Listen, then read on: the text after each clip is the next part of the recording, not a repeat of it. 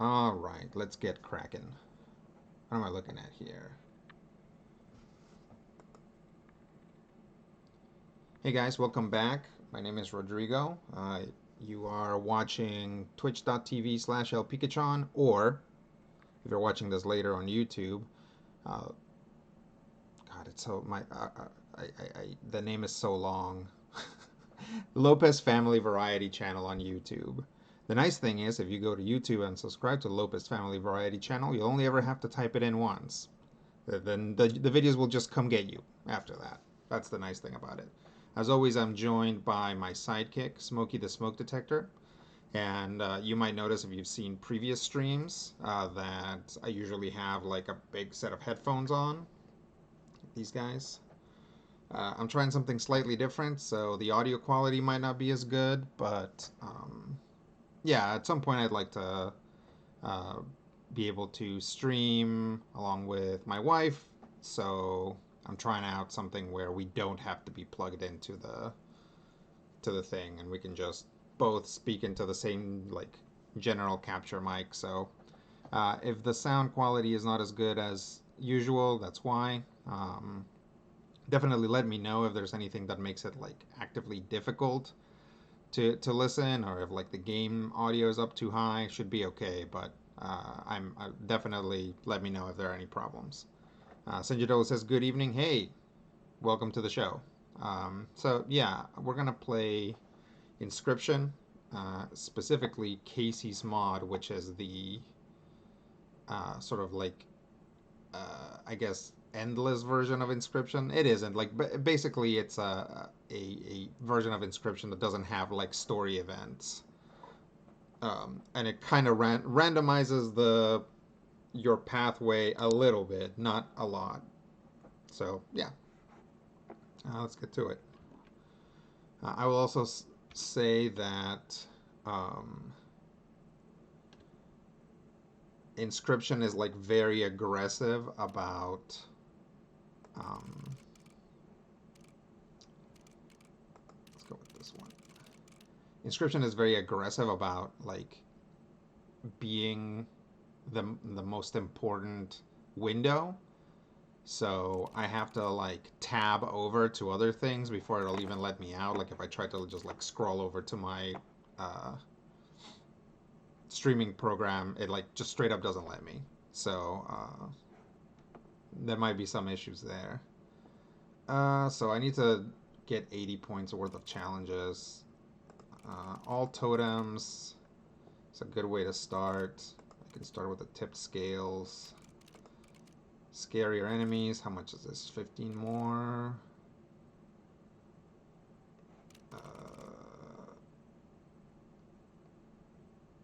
More expensive pelts. Oh, that's just 5. Okay, let's do that. We'll try that. So yeah, if you haven't watched or if you haven't played through Inscryption, this is going to be very spoilery. Just like the gameplay itself is going to be kind of spoilery because you discover a lot of the game as you go. Oh, see, I'm already thinking maybe the sound is too high.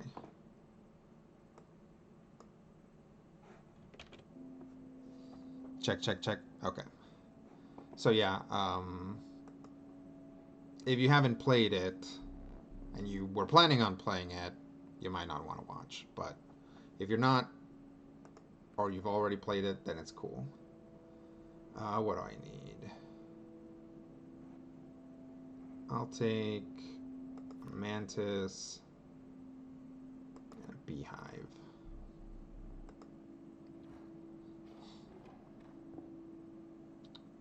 Let's see. Definitely want to go to the fire.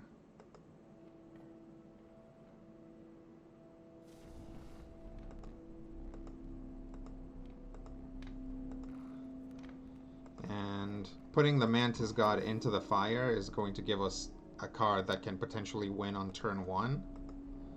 And we only need to do it once, so we don't want to risk them eating the Mantis God.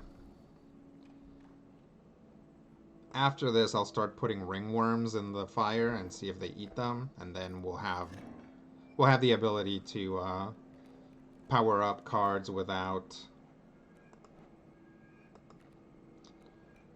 risking them being eaten. So yeah, it's not gonna be a one-turn win this time. It's only gonna do 4 damage because of that tree. But we should pick up the win next turn. Oh, the thing pushed the tree. Maybe not. Maybe never mind. Let me get a squirrel, and we'll put a mantis here, and that should help. Mantis, mantis, mantis, mantis, mantis. Extra mantis. Skippy says, "Oh man, I've heard whispers about this game. Sounds like some fun cosmic horror. Yeah, definitely play through the story. This isn't too bad. I guess it's a little spoilery because you discover cards as you go. So if you really want to have that discovery of every single aspect of it, um, then this might not be for you. But this doesn't spoil the story, except maybe at the very end. Let's. Yeah, okay. That octopus is fine. Okay. Let's throw in a ringworm and see if they eat it. Nope, they didn't eat it, so I just have a fat ringworm. Hey, Malone.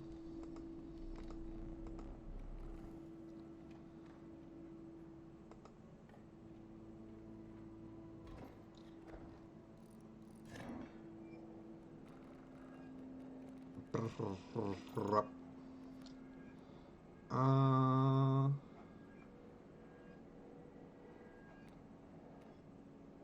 3. Okay. So what I'm gonna do is put 2 down,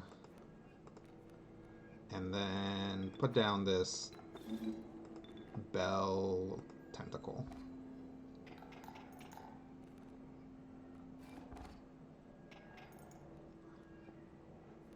And then one more.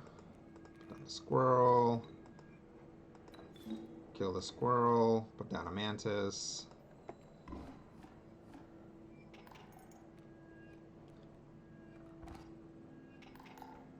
Skippy says, I don't mind spoilers anymore. Surprises are less important than good storytelling in my dotage. Yeah, no, and there's plenty to discover in this game that's not going to be shown here. Malone says, oh, is this a variation of that roguelike adventure card game from a couple of years back? Yeah, it's the same game, and it's done by the devs. It's called Kaycee's Mod because there's like a character named Kaycee in the story. Um, but yeah, this is Inscryption. It's a card roguelite. I don't remember what the distinction is. Um, but yeah, this gameplay is not a roguelike. It's just sort of like I mean, you start over if you lose, so I guess it kind of is, but it's not the story version of the game.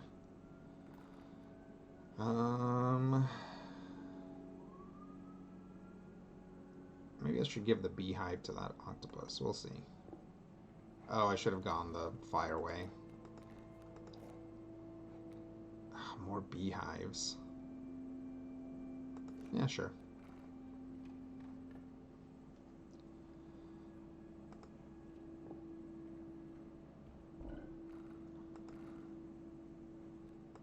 Beehive. Give it to the octopus.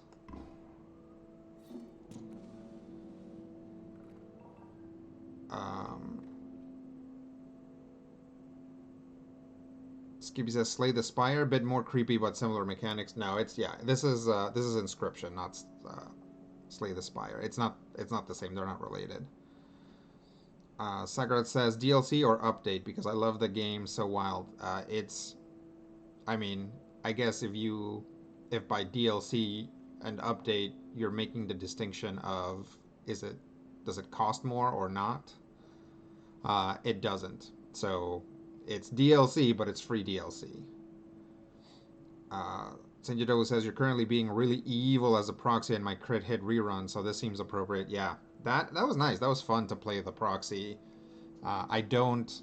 I guess I get to be plenty evil as a game master, but as a game master, you don't play to win. You play to tell a story. So it was kind of fun to sort of like make big plays and actually play to win.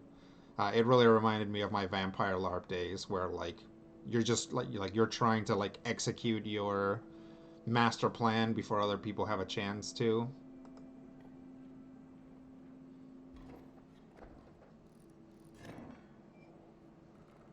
I have like a big old cowlick.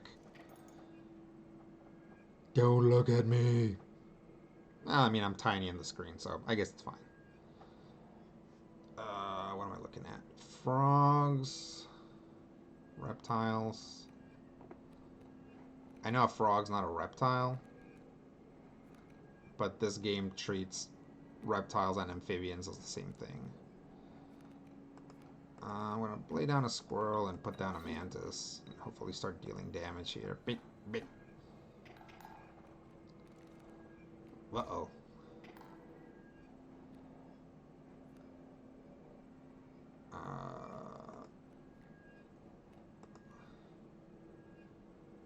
I'm gonna put down a beehive here. Nope, that's not what I meant to do. That's fine. Either way, it's gonna be more or less the same thing. Yeah, so that'll give me bees, which will allow me to fuel my plays here. Here we go, Mantis God.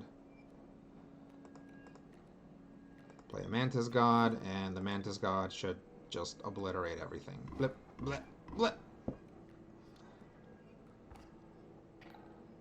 Why are you always picking on my Mantis God? I guess we can play this tiny, useless ringworm. For no reason. But. That should do it. Yeah.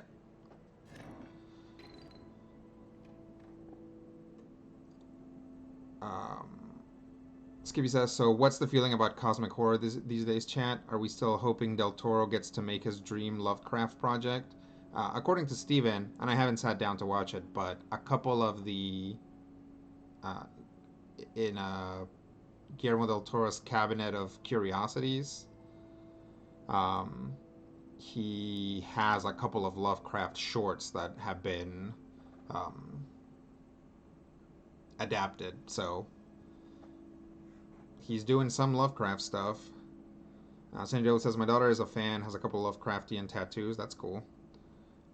Why do I only have voice in one ear? And hello. It might be because of the way that I'm recording today. You might notice that I'm not wearing my headphones, so it shouldn't.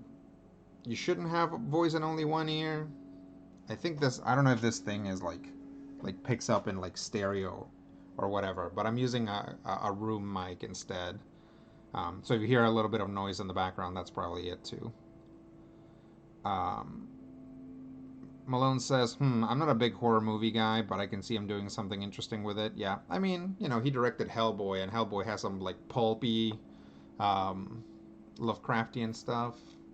How many teeth do I have? Not that many teeth. I'm gonna skip them. But. Give me something. I keep hoping for a magpie. Beaver. No magpies for me. Ooh, a black goat. Yes, please.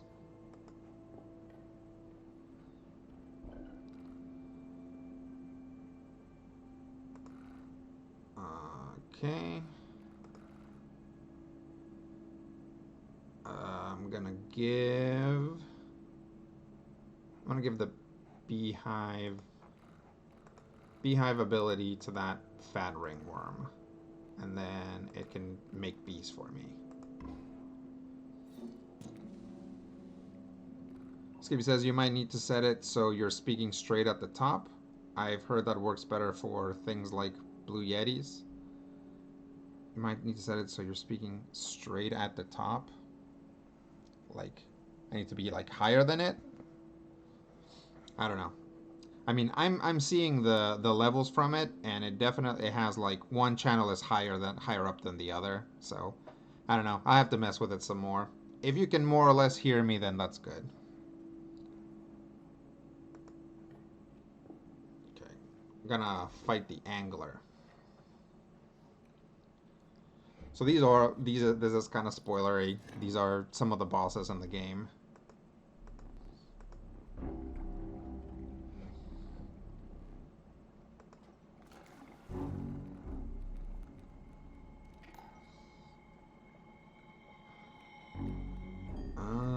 Oh, Mantis gone. That's good. So if we play the Mantis God here, we might run into trouble later when the sharks come out, but no reason not to basically skip the first wave.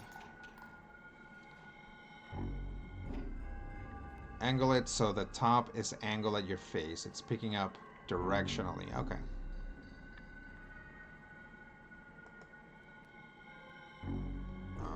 Is there a way for me to save my Mantis God? Oh, there sort of is. It won't save it, but it'll at least deal some damage to it.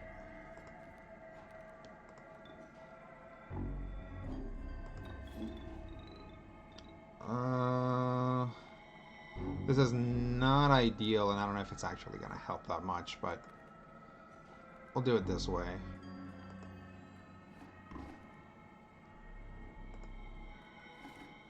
Yeah, it's just going to hit my Mantis God. But oh, never mind. It was enough damage to kill it, so that's it.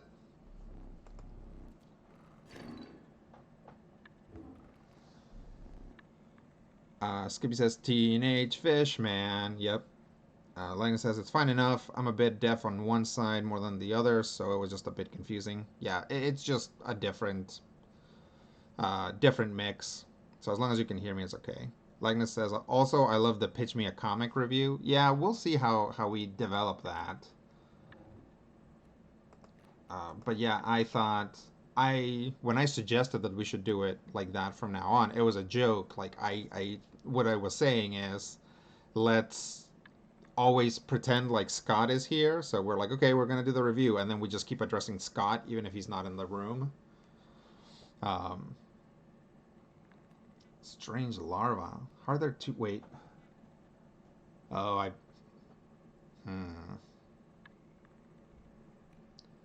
One of these might be that guy that hides in your cards. We'll see.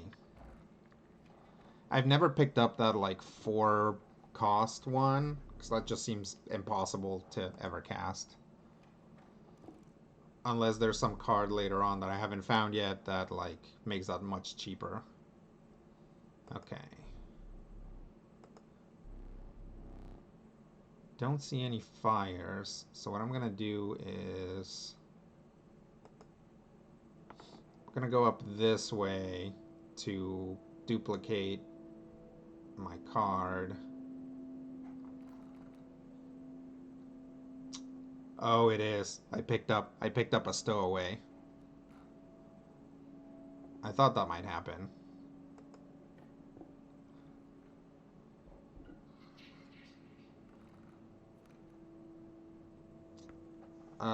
Gotta go full Timmy sometimes. Yeah, I'd be willing to try it, but one thing I've discovered is that, like, there are multiple starting decks that you can unlock for Kaycee's mod, and some of those decks really facilitate certain strategies. So rather than try to force a strategy, I try to play into what the deck's trying to do. Um, because you pick up your cards on the fly, right? So if you're like, okay, I want to do this strategy where I, like, get a bunch of ants, it's like, well, you might not get enough ants. Let's try this. Nope.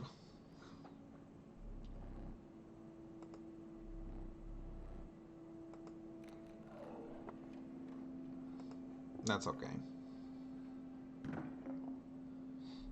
Lagna says, I got pitched that if I saw it and could borrow it, I'd read it. Intrigued, but not intrigued enough for money yet.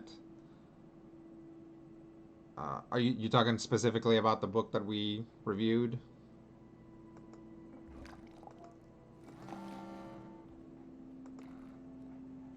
Yeah. Make me another Mantis God. Urgh.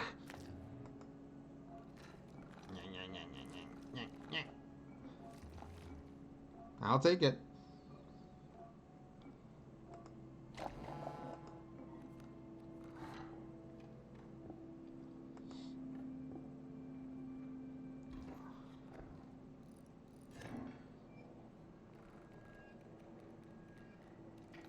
Oh, I drew both Mantis Gods. You guys want to see me get greedy? I'm going to play a squirrel. Pop the black goat. Play that. Oh, this isn't going to work. I thought I was going to be able to cast both of them, but I won't. I got too greedy. It didn't work. That's okay. It's still a one-turn win, but I wasted that black goat. I forgot that it doesn't work that way. Oh, and it wasn't even the thing. Oh, man. I am just being punished for my transgressions. Okay, let's play the other Mantis God.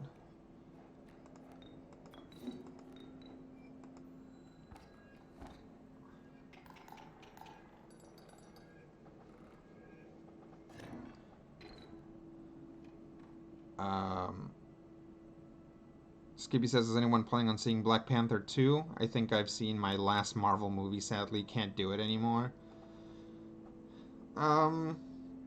Yeah, I'm gonna go. I'm gonna see it at some point. I do wanna see it in theaters, but we'll see. You know how I'm feeling and what people are saying when it comes out. Some people are very fatigued of Marvel stuff right now. A cuckoo.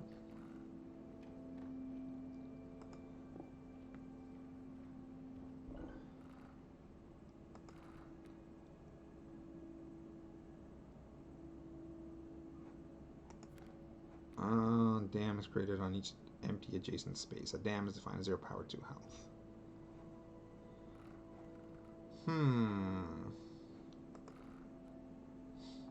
Oh, I used up all my beehives.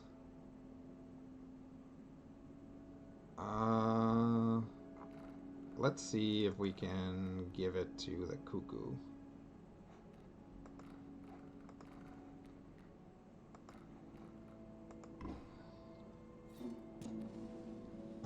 Malone says I'll probably see it eventually somewhere. Yeah. Yeah, people are, 1, 2, 3, 4, 5, 6. People are getting kind of fatigued of Marvel movies, I think. But I'm down for Black Panther, if for no other reason than to see if it's good and how good it is, just because its like development was like absolutely cursed.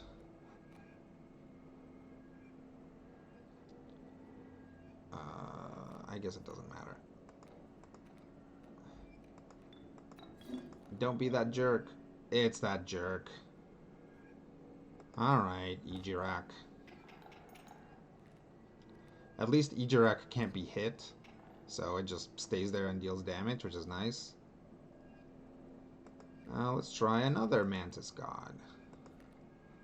See if this one sticks. Oh, it's gonna die automatically. Oh, no, it's not. Yeah, wreck 'em. Okay.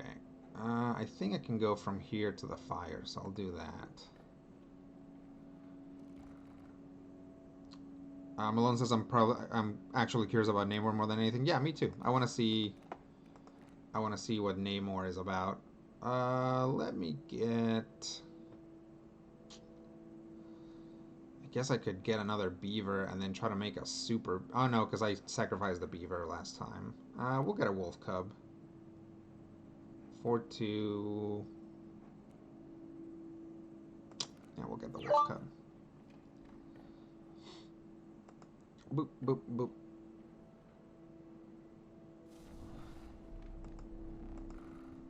Okay. Give power. We'll throw this ringworm. Do it again. Up, they ate the ringworm.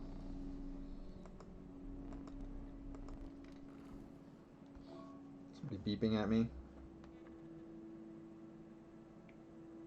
Oh. Man, I am so looking forward to the end of this political season because I am tired of getting emails from mostly Democrats. Like, I think it's because I registered Democrat. Like, they're like, hey, how would you like to give me some money? Please give me some money. Do I want to play this the long way or try and get it the short way? Because this is gonna... Yeah, we'll try this. Boop. Mantis God. Deal some quick 4 damage for 1. Which is pretty good. Oh, I forgot how the pronghorn worked. So, such immense intelligence that I have for this game.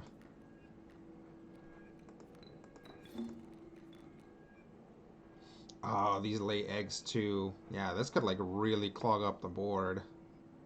Yeah, this guy is like trapped here. Oh, but he's gonna hit my cuckoo next turn. That's okay. He's still stuck there. Does the fat ringworm? Yes.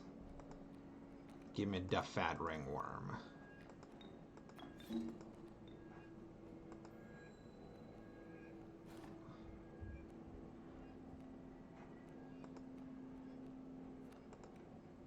Play a wolf cub. So this should free up some space eventually. Yeah, instead of playing it the long way, or the short way like I was saying, I'm going to end up playing this the very long way.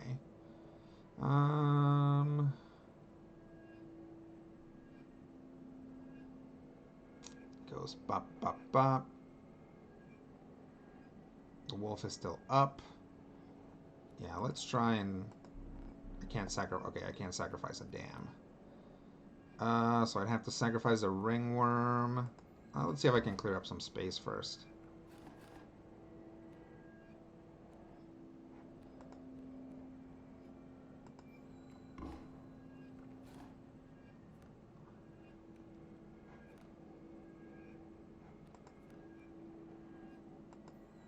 Hey. There we go.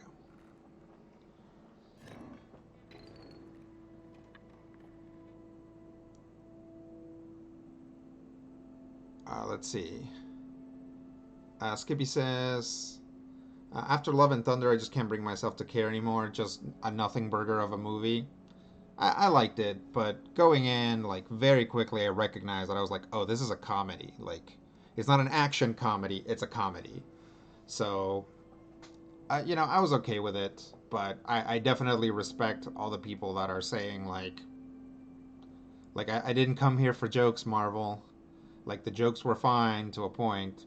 Like, I get it. My dad is that way. My dad, like, did not like Love and Thunder. Because he's like, you know, Thor was a cool character. I read Thor comics when I was a kid, and he was cool. And they've, like, turned him into a clown. And I'm like, I get that. You know, totally. Like, if that's what the character is to you, then yeah. Marvel's kind of transgressive about it. Because they've made him more and more of a joke. And yeah, he's a total joke in Love and Thunder.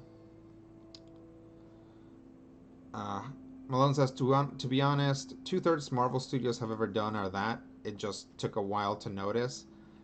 There's a lot of Marvel stuff that's like, they're big in like undercutting like emotional or important moments with comedy. That was kind of a problem in the last Thor movie. Where like anytime something like heartfelt might happen, I was like, I bet you they're like the first time around watching it, I was like, I bet you that they're gonna make a joke, and sure enough, they do almost every time, right? Oh hell yeah, Trail of Wisdom. Shwibbity, shwibbity, shwibbity, shwibbity. Oh. Oh, hello. Uh, Powering up and spiky mice that give me a copy of themselves when I play them. Don't mind if I do. Okay. So, who was saying about eating a ringworm? So in this game, right, the thing that happens here is there's all of these um, travelers that are hungry. So you can put your critter on the fire once, and they won't eat it. If you put it if you run it through the fire again, there's a chance that they won't eat it, but there's a chance that they will eat it, right? So you run the risk of having the creature lost completely if you try to put the bonus on twice. If you feed them a ringworm, they die. So now you just have like free reign of the fire. You can do it twice whenever you want.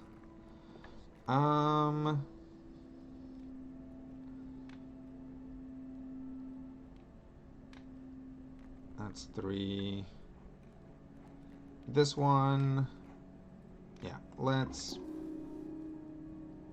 This was a toughness one. I wasn't paying attention. I was too busy explaining it to pay attention to it. Although having a tougher Mantis God is not a bad thing. This is another toughness one. Just give huge butts to all of these guys.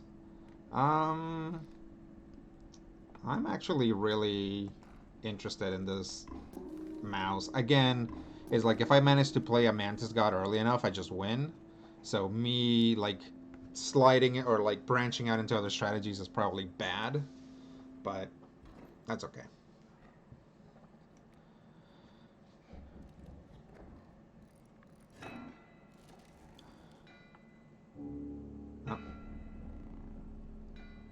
This is actually probably the toughest boss. It's kind of he's pretty annoying. It's probably this guy, then the angler, then the other guys. Um,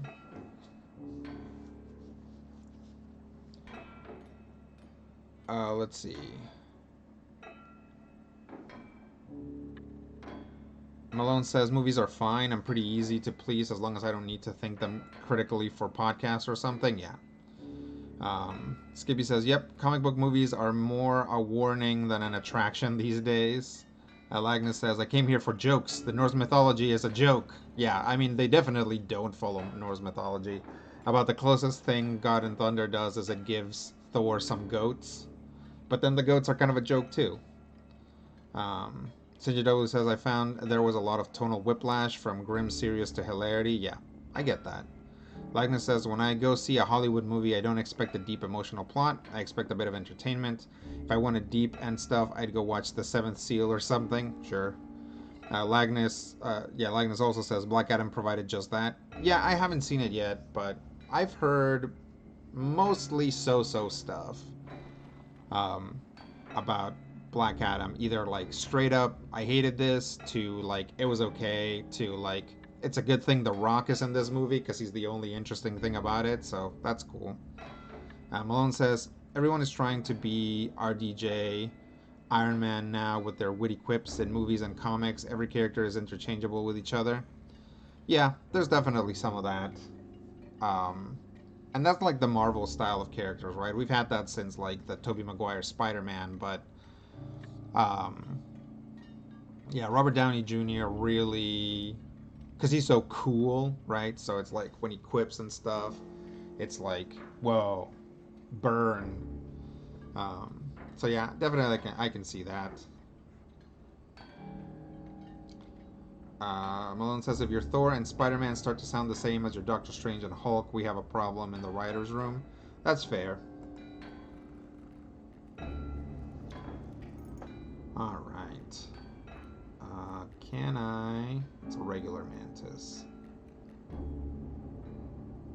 So... What I'm gonna do is... I'm gonna start out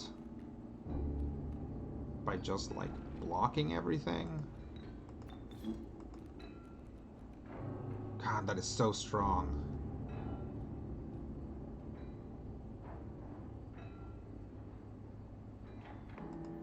That's just like such a strong combination.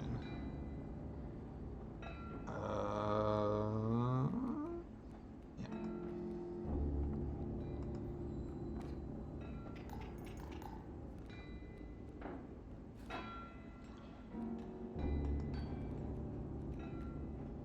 I probably didn't need that.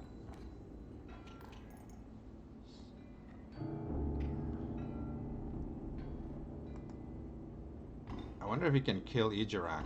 I guess he can. That's cool. Yeah, I guess Ijarak is not like immune to damage. I got enough squirrels, so I'll just wait until something good pops out.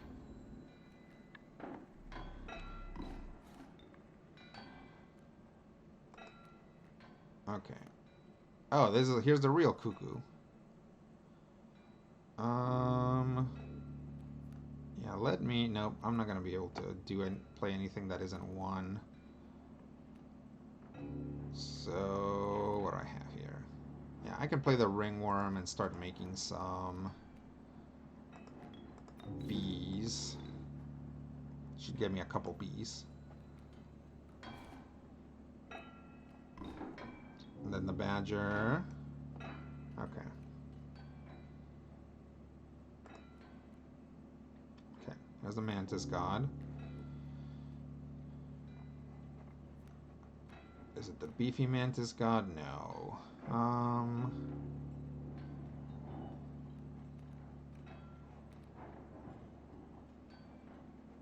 Let's see. Do I have something that can... Two here, two here.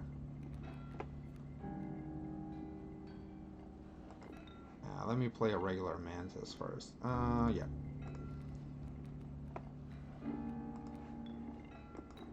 This is probably not super smart. That's actually making that Wolverine bigger.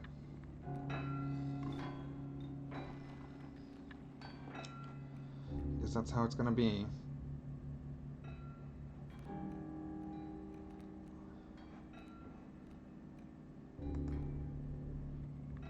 Oh.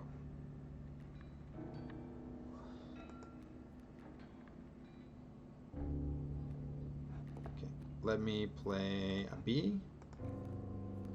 And then let me play these fat, spiky mice.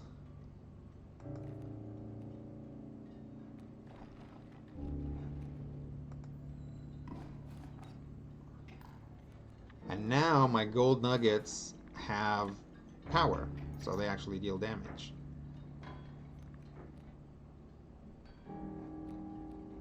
I have something fat enough that I can take, yeah.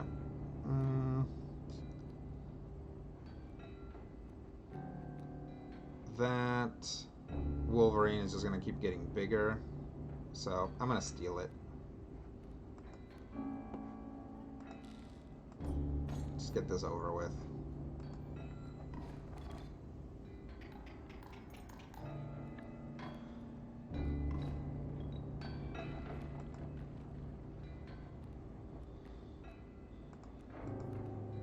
Be into a mantis god, and I can go bap bap bap bap bap. Give me all of the teeth.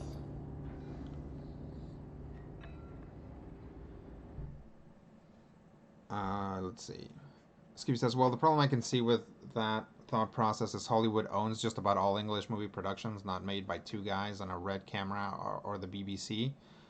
There aren't many actual artistic films coming out anymore. A24 aren't really a small indie house anymore. I mean, that's true, but there are. They're just much harder to find, right? And you need to live in a city, right? Here in Seattle, they screen indie movies, like actual indie movies, a lot more. But you have to live in the city, or you have to make a big long trip to go see them. So um, it's much harder to do that. But I think there's also now streaming services that specifically cater to indie films. So independent films are still happening, right? It's just Hollywood has already like co-opted the idea of indie film, so it's like, yeah, and an A24 movie is like, oh, an indie film, and it's like, well, this is a studio, right?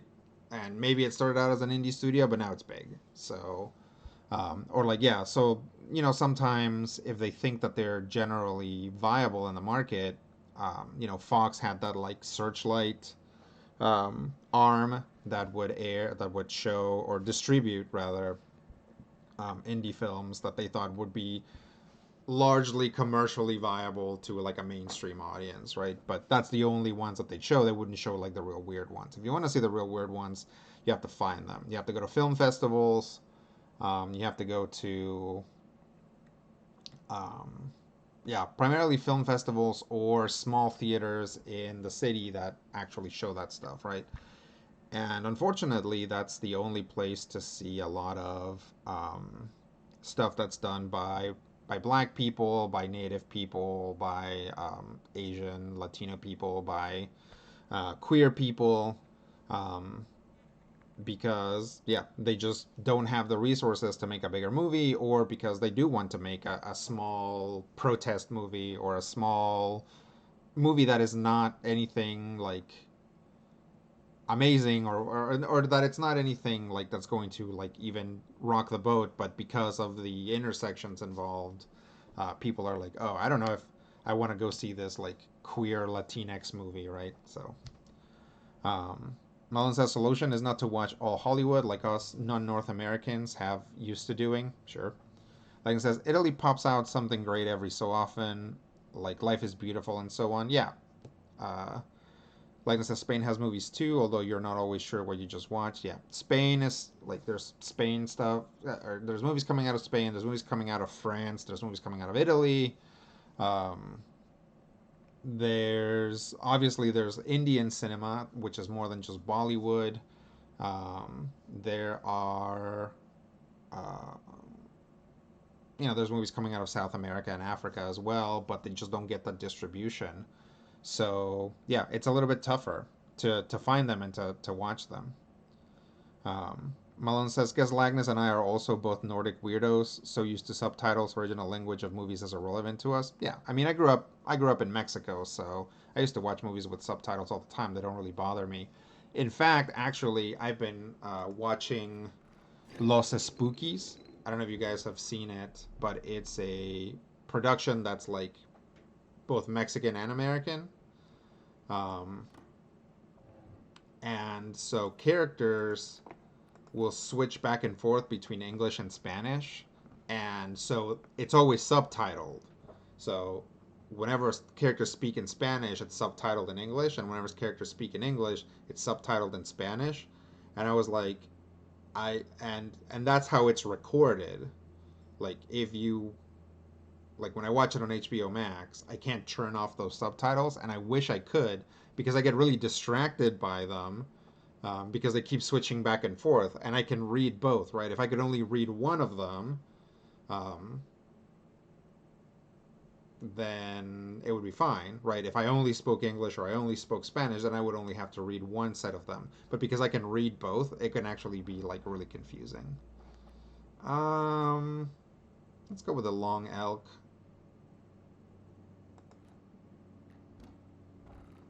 especially since I just got some bones.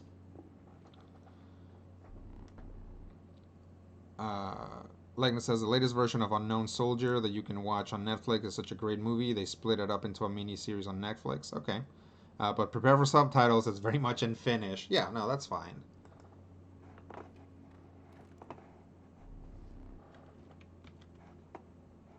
Let's see here.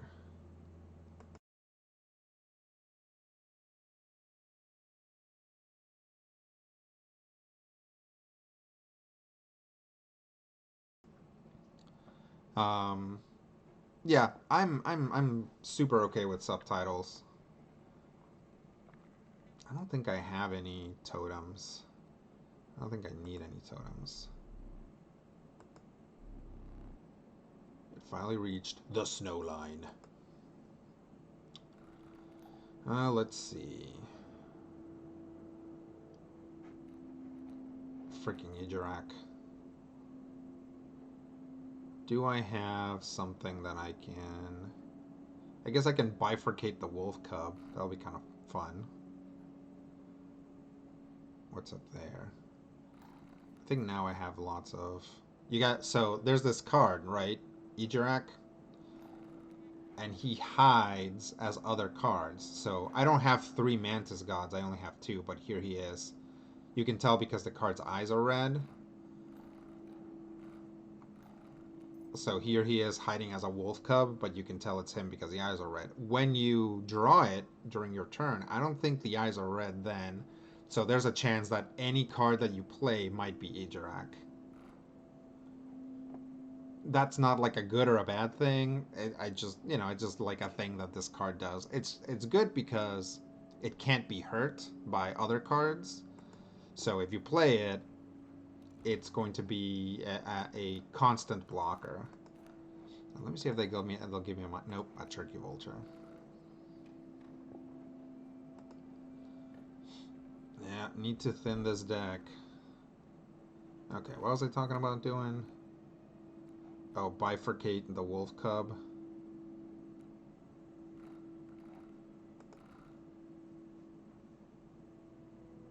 Yeah, let's do that. Sacrifice the Mantis to bifurcate the wolf cub.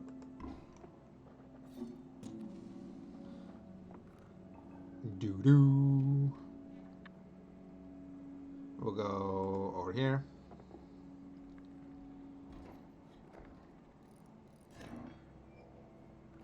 Skippy says, so I finally sat down and watched The Fall. Lovely movie, very, very distracting. Oh, I haven't seen it.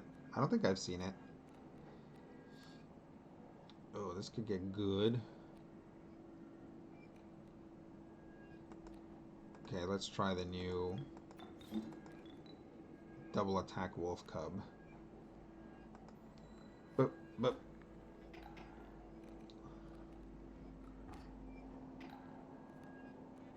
rawr. Yeah. And we'll drop a squirrel and play the cuckoo, which will block some of that stuff from hitting us.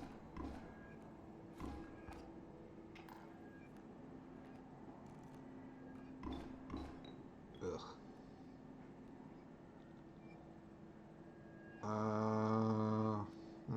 Oh, I know what I'll do. Draw a squirrel, get some bones, and play a turkey vulture.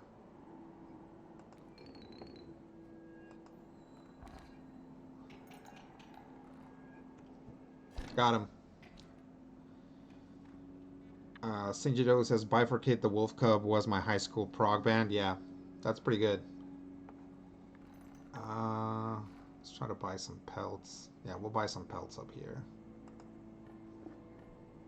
Should probably be focusing on like whittling down my deck instead of adding more cards, but what are you gonna do?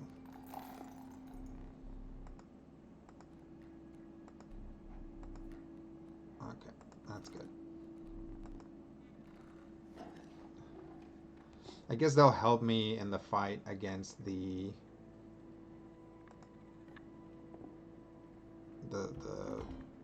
traitor or whatever.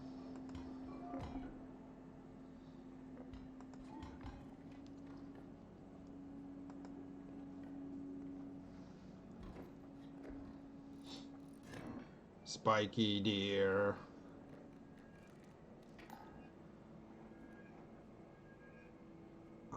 Let's...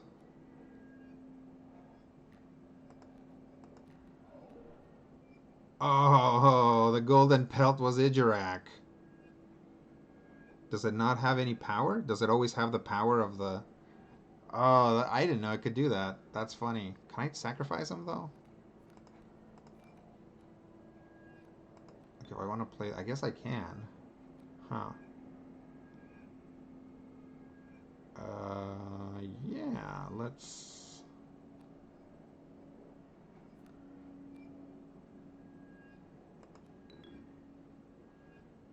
So it should be able to, yeah, it should be able to take plenty of damage. Okay, cool, cool, cool, cool, cool, cool. Nice. That play probably wasn't going to be very good, but it turned out better than I expected just because of the way that it went.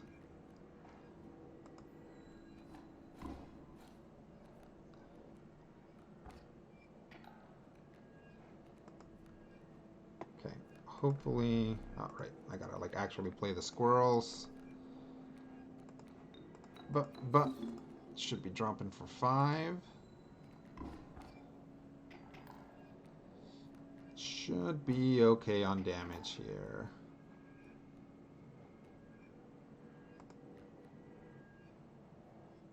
But just in case, we can play a Mantis God next turn.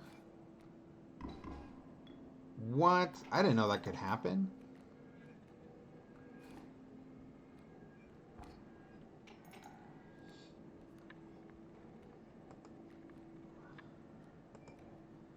Play a B. Play a Mantis God.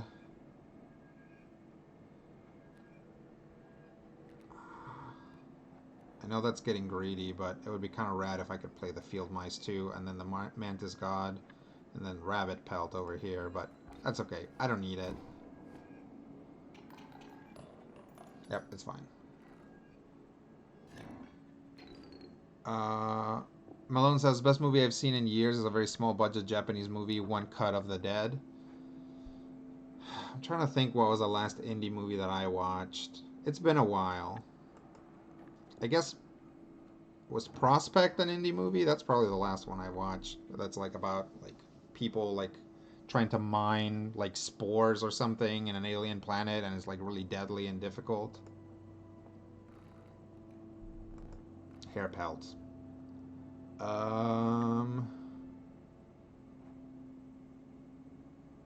Let's get another Ringling Octopus. Wolf pelts. Oh. Yes, thank you. Golden pelts. Ooh. Yeah, I guess Child 13.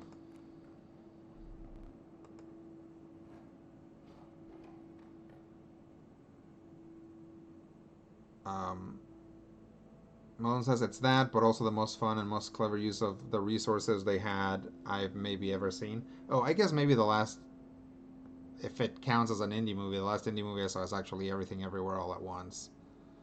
I mean, if you're already doing a zombie movie, then you have everything you need for your characters to make a zombie movie.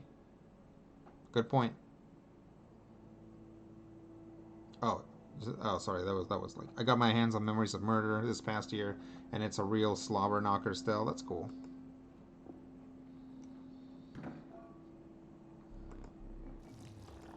All right. Let's just pack the field with Mantis Gods.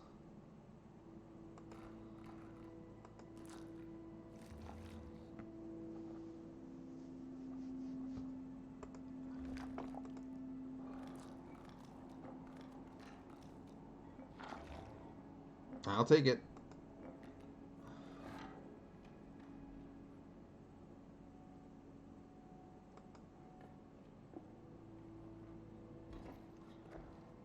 Uh-oh. That's not good.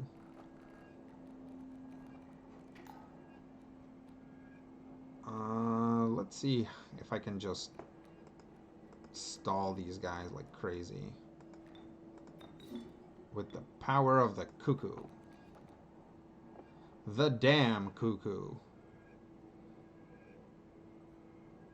Anything else I can play? No.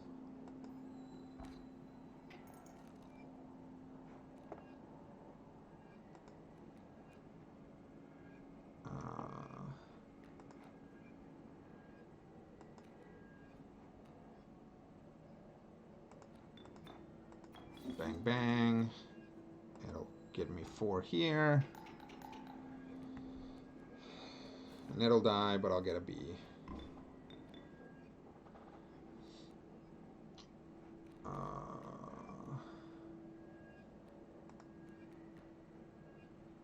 Okay. Play a B. Oh. Dang it. I messed that up.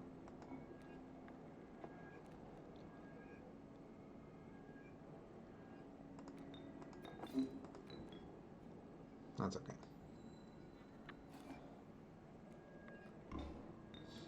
Okay. Now to try and do it right. Squirrel, B, ring tentacle. Ugh. Just having a tough time with this fight.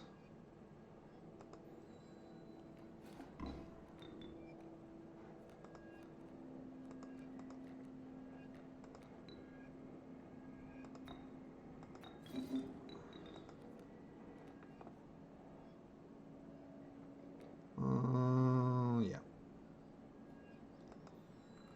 This should do it. Yep. There's probably an easier and faster way of doing that, but that's okay. Let's see. Nolan says it's hard to recommend or even talk about because the less you know going in, the better it is. Sure, yeah, that's true of a lot of indie films and 90s films. Like it really got popular after The Sixth Sense for movies to have like a twist to them. So like in the late 90s or after 99 and like the early 2000s, like every movie had a twist, and it's like every movie doesn't need to have a twist.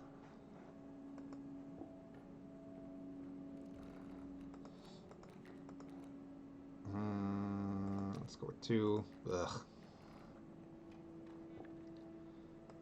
I need to thin my deck. Okay, let's see.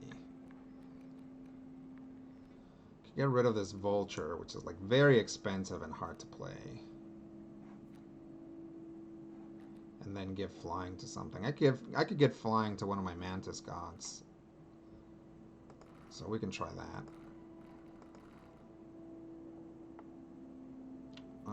3-1, 2-3, 2-5. Let's give it to the 3-1.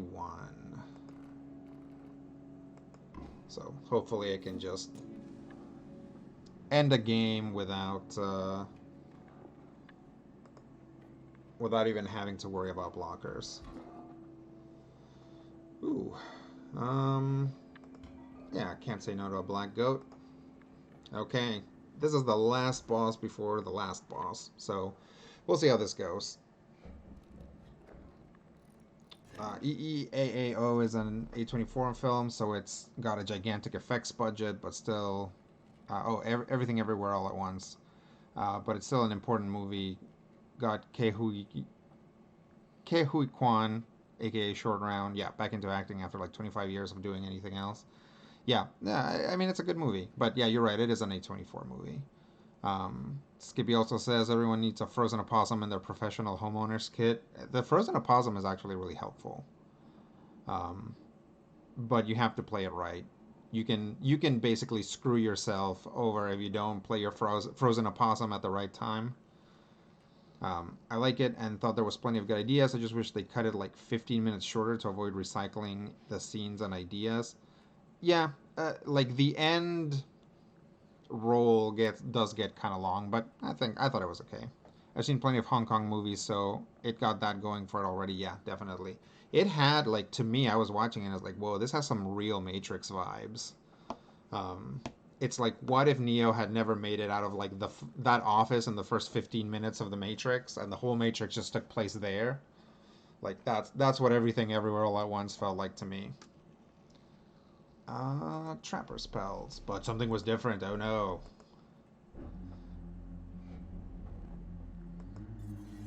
This is also the best song, like the best enemy song. It's pretty good. Can I? Should be able to do that. Let me see. Ooh, a surge boy. Or I could just, but they're gonna get killed by Frogadiles. So what I can do is play the baby wolf here.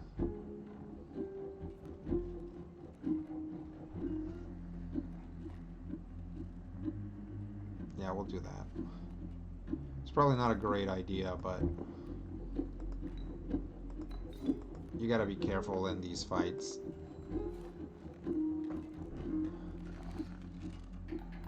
Ugh. Okay.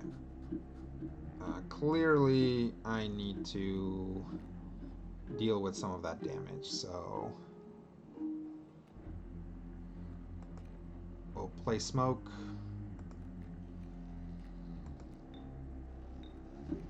And squirrel. Smoke and squirrel into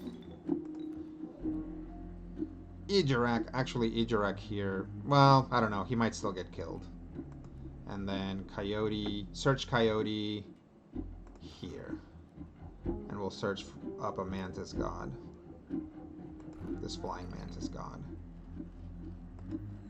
Bap. Bap. Bap.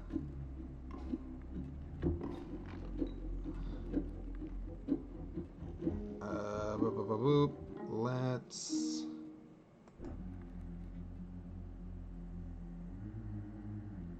Yeah, like I can't take any damage. Which is not great.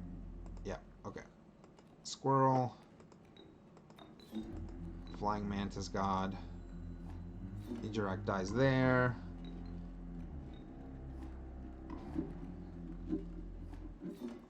Trigger that. Okay. There's no more damage on the board.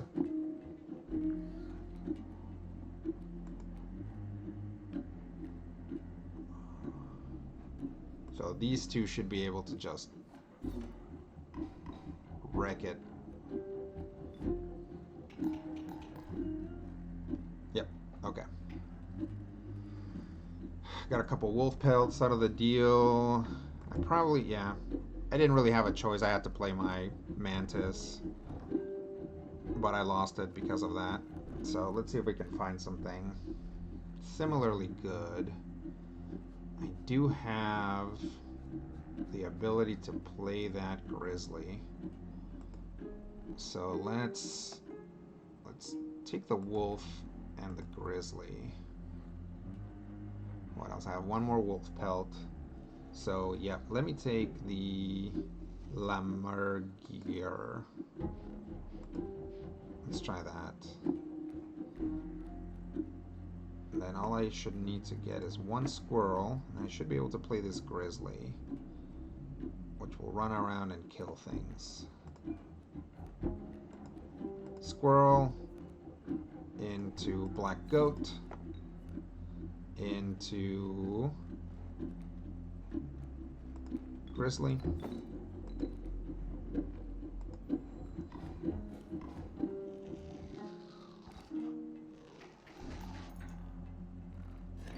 Oh, I lost. Oh.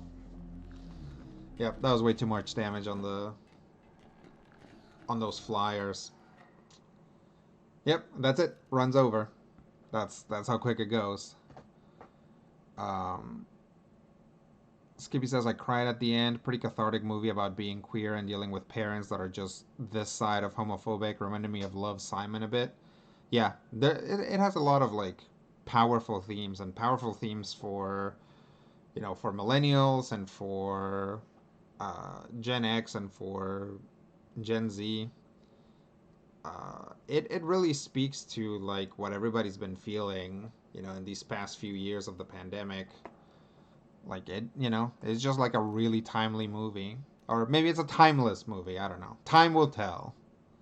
Alright, let's try another run.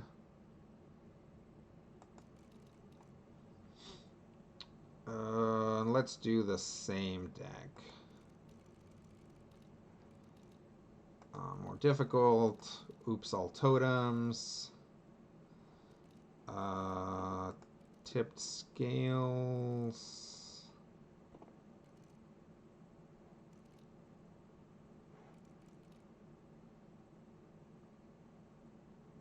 Actually, let's run it.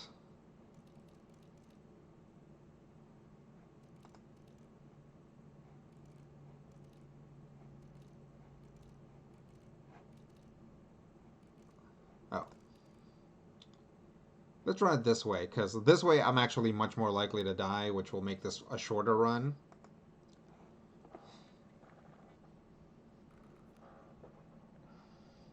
Oh, that is not the deck that I thought I was picking up, but that's okay.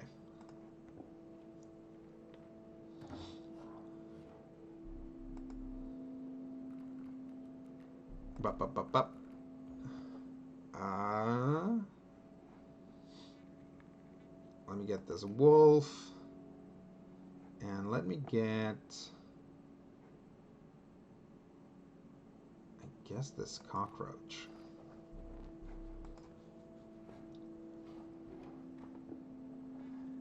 I guess we go this way. Move over, ringworm. Mole is my new favorite homie. Yeah, pretty much.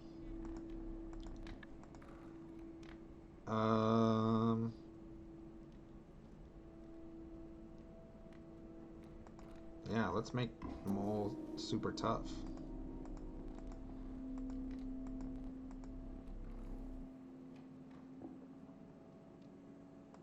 Boop, boop.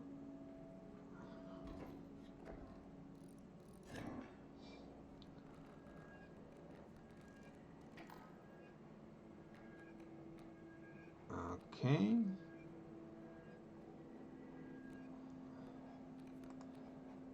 Squirrel into black goat into direwolf. So hopefully this will deal more damage than they can handle quickly. Boop, boop.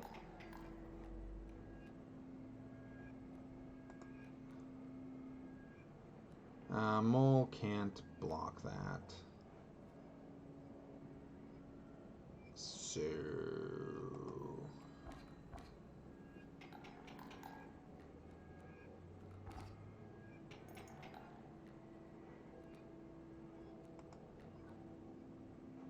Moosebuck. Let me go ahead and play this mole just to have.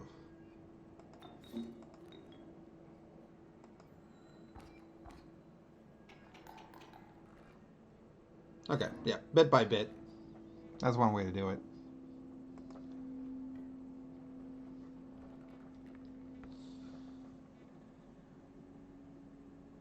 Okay, Rodrigo, who's your favorite dragon? You mean it, like in the entirety of fiction? I don't know. Falcor from Neverending Story, maybe? Yep, number one lizard. Yeah, you know, if it has to be like a European dragon, then maybe not. But yeah, probably number one Falcor. After that, um, there's like this really hideous dragon from Magic the Gathering. Let me see if I can find it.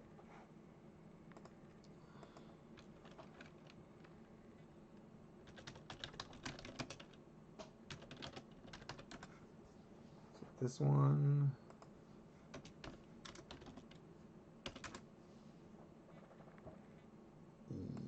It's Voracious Dragon.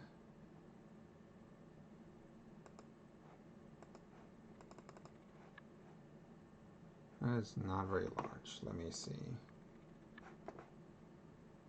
Okay, now that I know that it's Voracious Dragon, let me look it up.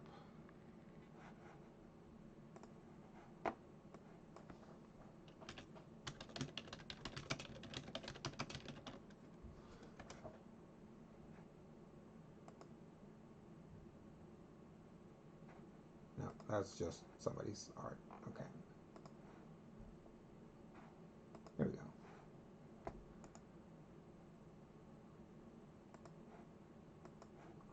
That's not much bigger. Okay, let me show you guys. Browser.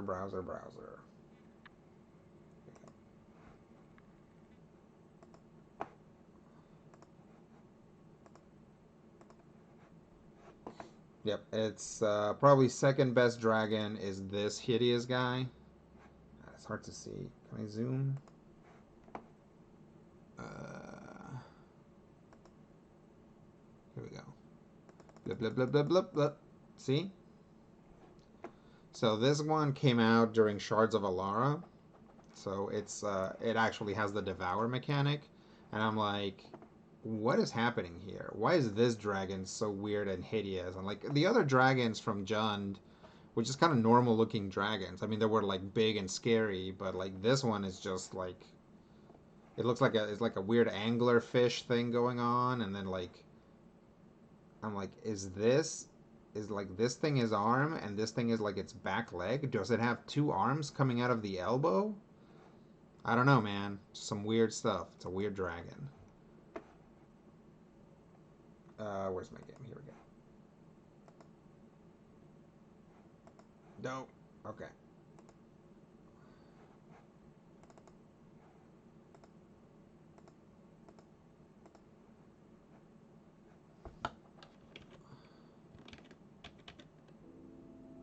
There we go. So yeah, number one Falcor, number two, that weird devouring dragon or voracious dragon. Yeah. I'm a big fan of Palladium Morse. They put some stank on her design. Yeah, yeah, definitely. Oh man, they really put some stank on that guy. Yeah, he's pretty stinky. Someone was reading Dune when they had to draw that guy. Yeah, so that guy's cool because I think he specifically eats goblins, and if he eats specifically goblins, he deals more damage. So I have him in a goblins deck where basically the win condition is um, deal a bunch of damage because here come goblins. Like yeah, you pump out a bunch of goblins and um, then you kill the goblins and that deals damage to the opponent. Um, I'm gonna try this.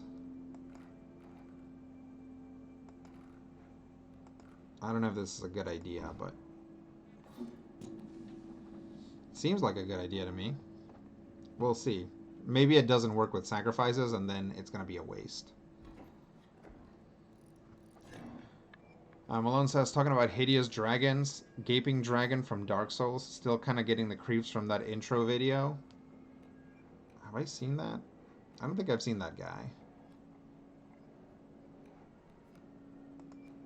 Squirrel into Black Goat into Moose Buck. Oh, I do get another Black Goat. Sexy! Eh.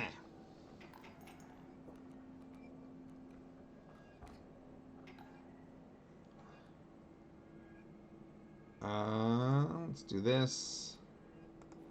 Squirrel into a flying ant.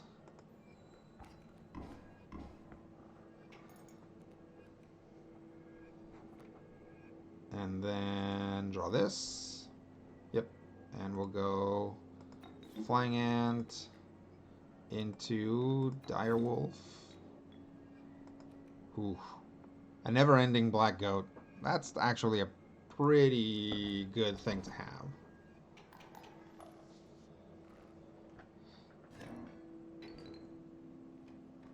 Malone says the one with a mouth and a belly with thousands of teeth inside. Oh, yeah, I have seen that guy. Let me see. What do I want here? This is the entirety of my deck. Oh yeah, I forgot that we restarted, so I don't have very many cards. How am I doing on teeth? Don't have very many teeth, so I guess we're going this way. Boop boop.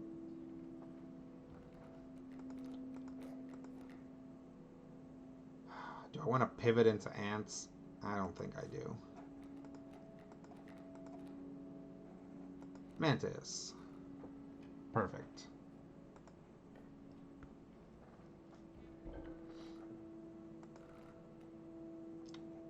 We will feed the Mantis to the Dark Gods and give its bifurcating powers to the Moose Buck. Moose Buck! Oh, that moves Buck. I guess it doesn't super matter. This will take me up into a fire. That seems fine. Either one of these will take me up that way.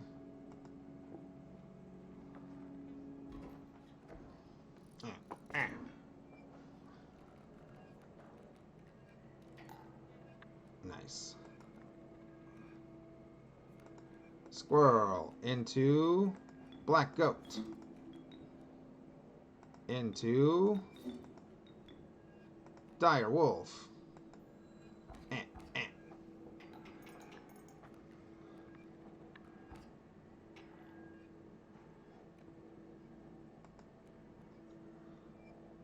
Moose Buck. We'll play it next turn. Oh, never mind. We won. No next turn for us. Blup, blup.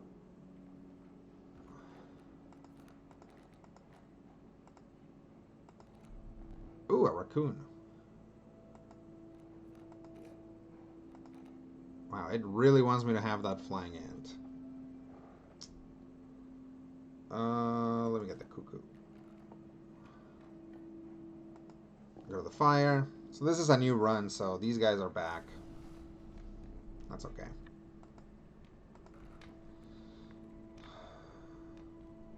Let me enhance the health. Because it enhance the, I'm going to enhance the health of this flying ant twice, and if they eat it, I don't care. Oh, they ate it. That's okay. I guess that's one way to thin the deck. And I got some bones. Okay, this is going to take me to a carver, so I don't know what they're going to have. I don't want that. What do I have? I guess I have a dire wolf, so maybe a wolf's head would be fine.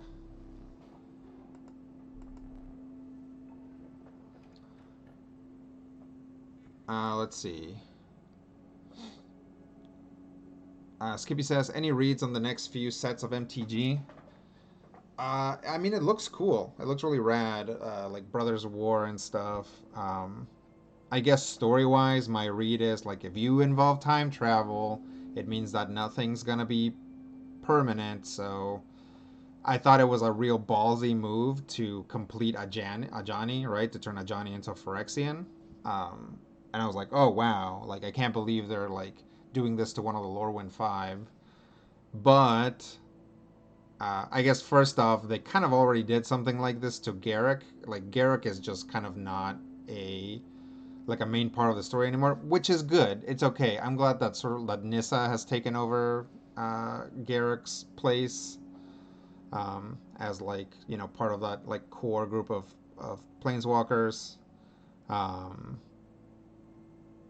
but yeah, so I was like, wow, it's real ballsy for them to have given this to a Johnny, because there's no like as far as the books go, there's no way to reverse um, phyresis or completion, right? But since the set involves time travel, I bet they're gonna undo it. I would be once it became clear that like that's where they were going and that like Teferi was gonna like travel back in time to get information about the Phyrexians or whatever. I was like, okay, they're probably gonna undo this, and they might undo Tamio as well. Although they might leave Tamio like that because people don't care about Tamio as much as they care about Ajani. Um, as far as mechanically, it looks cool. I like the prototype ability. Like the prototype ability is like is cool because it's something that's good for limited, and people are probably not going to be very interested in it in constructed. But we'll see. We'll see what the actual like full set does. But yeah, prototype's the one that stood up the most to me. It has a returning the mechanic from Grixis, which I forget what it is. But it's fun to see it again. I started playing Magic with Shards of Alara, so that mechanic, which I can't remember the name of. It's like return, but it's not return. Um, is it's pretty good, especially on certain cards. Lagnus says, "Well, even though you're an hour early, I shall retire for the night. Have a good one, people." Oh, have a good night, Lagnus. Skippy says, "Yeah, they rotated the walking beef for the hot elf girl. Yeah, honestly, I like Garrick more as a bad guy. I think as a for a while a black green aligned bad guy, because he was like, oh, I've succumbed to the beast. I am so distraught. And then I think he got cleaned up of that. But yeah, I like he makes for a good antagonist. I want to see him as an antagonist. Like it's interesting to have a green antagonist. Malone says, not to derail, but since I don't know a lot about Magic and I do follow plenty of Transformer stuff, what's the deal with Hasbro showing Transformer cards in Magic? Is it a real thing or just a few things for whatever reason? Is it a real thing? Is a complex question. Um, so, Magic the Gathering has started this thing called Universes Beyond, which is bringing in um, having cards from other worlds be magic cards that function normally as magic cards. The first of that was D&D. So that's why they did. There was a D&D set, and then basically, obviously Hasbro owns Transformers, so they did a Commander product, I want to say, with Transformers a while back, or maybe it has only recently come out. But they're not making a full set of Transformers. They're just making a few random cards that are going to be playable basically in Commander and Legacy. But yeah, one of the upcoming sets is a Lord of the Rings set, like a straight up, like this is like the Shire kind of a set. That was real easy. So yeah, they've done. It gets complicated because Magic basically looks at a property and says, what are we going to be able to sell from this? So, for example, there were the Street Fighter cards. Those were only available if you bought them as a premium set, right? Those weren't released in any packs. These Transformer ones, I think, are going to be part of some other promotion. So if you buy some Brothers War card package, you're gonna get a Transformers card to go with it.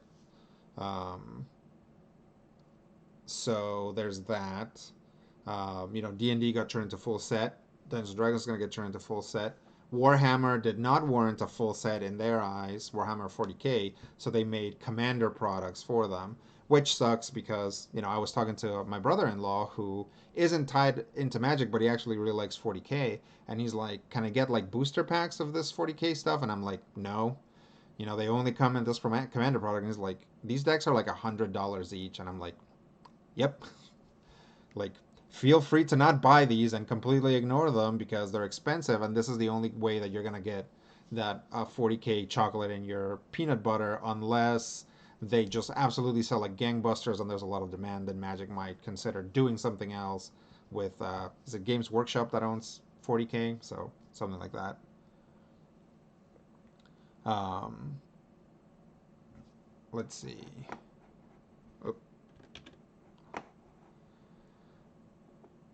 Oh, Unearth, yes. Thank you. That's the mechanic I was thinking for.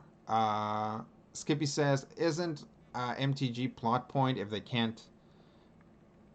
It isn't an MTG plot point if they can't. Nah, don't worry about it. Later, the chain veil was never supposed to come off. Yeah, yeah, they change their stories. That's not a big deal. They do that all the time, and they retcon stories. When Gideon was first introduced, he was supposed to be from Alara, and then they changed that to having him be from Theros. So, they do that. They retcon stuff. Skippy says, it isn't an MTG plot point if they can't. Nah, don't worry about it later. Yeah. So okay. Sakura says Garruk was replaced by Gideon as the beef. Sure. Yeah, but they got rid of Gideon, so we got Snow Beef. I don't know. Maybe Elspeth's the beef now. Skippy says TF was the easiest crossover they could do because Wizards has the Transformers TCG rights, so they're making promo cards. Yeah. Malone says because everyone has to have a multiverse. Like Magic has had a multiverse since the beginning, right? It's like multiverses are like the thing now, but Magic the Gathering, just like Marvel Comics and DC Comics, have had multiverses pretty much since their inception, right? So it's really not Magic playing into like Magic can get some multiverse like play from the current like multiverse fascination, but Magic has always had a multiverse. In fact, what's annoying to some old fogies like me is that by bringing in other properties, it like feels weird to have that in Magic, right? And there's kind of like not really a flavor thing. Like they're not saying like The Walking Dead is a multiverse that you can or is a universe that you can planeswalk to. Um, so you know that's good at least. But yeah, it's weird. It tastes weird. Sakura says, yeah, okay. So Skippy says, let's see. Sakura says it was a secret layer before secret layers were named. Yeah. Um, the 40k Commander decks came out last month. Yep. Skippy says Magic the Gathering was a multiverse before the early 2000s. Everyone else is just getting in on the multiverse train. Yeah. One second. Let me.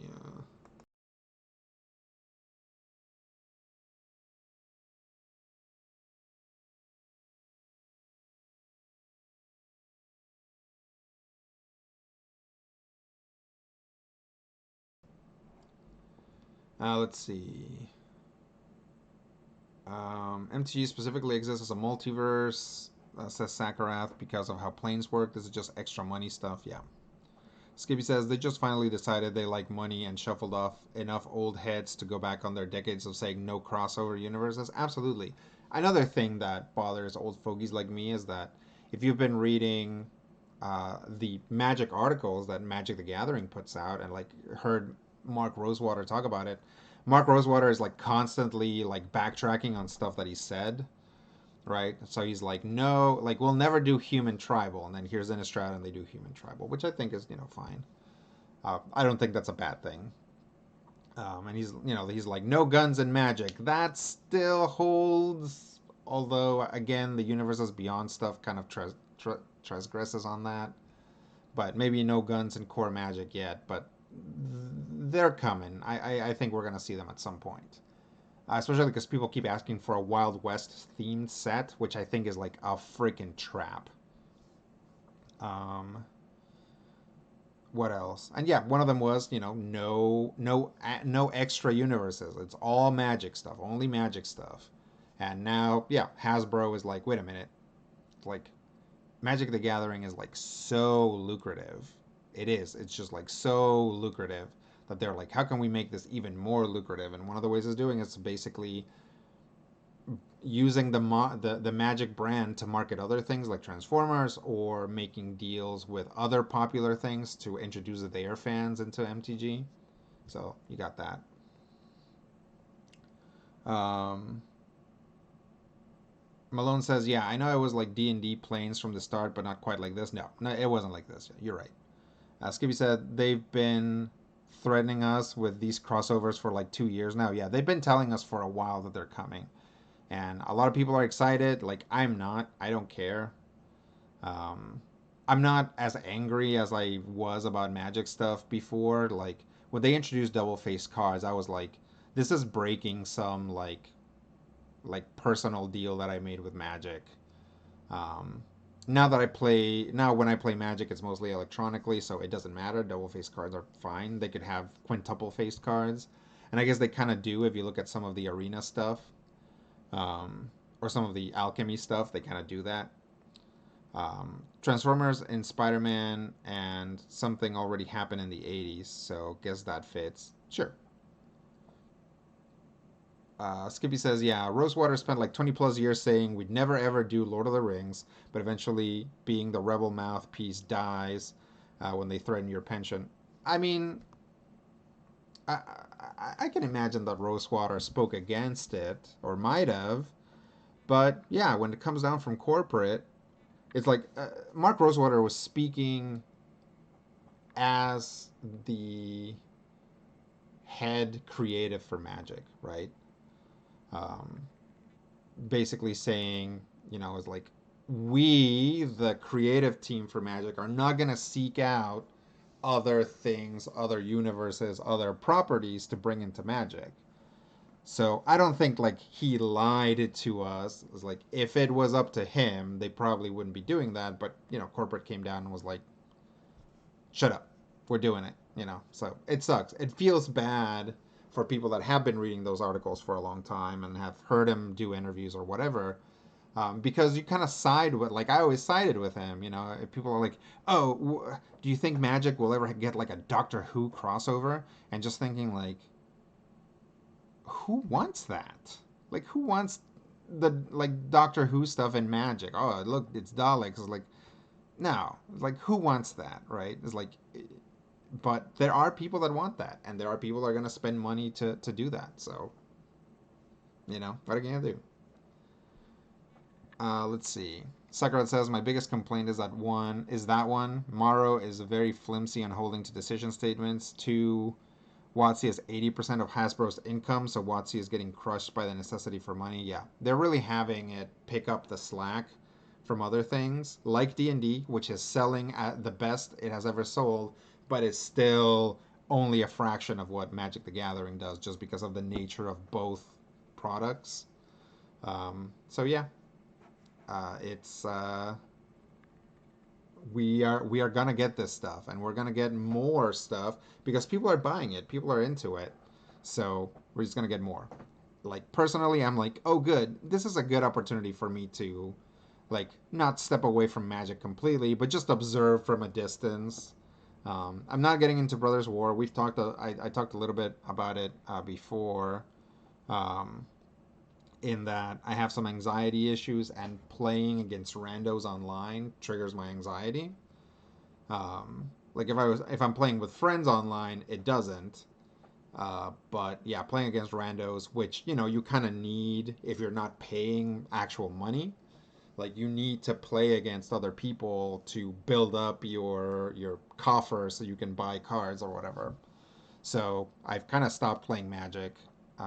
So it's not like, oh, I'm so mad about Universes Beyond. It's like mostly a personal health thing. Um, but also, even if I was just like, bing bing bing, let's play Magic all the time, like, I would still probably skip some of these Universes Beyond things. Um, Sakura says I watched the stream for Magic 30th anniversary. Disgrace, and Marrow didn't seem happy about it, but had to be there. Oh, really? You like, they like cut to him and he wasn't looking happy about it. That's interesting. I'm gonna have to like dig that out. Skippy says, "Oh, I don't think Rosewater lied per se. I think like, probably just talk about Magic for a bit. I don't think Rosewater lied per se. I just think he's kind of realized he can make firm stances, or he can have a job. So now he's just another piece of marketing to the old heads who actually know. He has a podcast or articles. He's there to smooth over their decisions and try and make them make sense." And I think that's true. I think. Oh, wrong one. Here we go.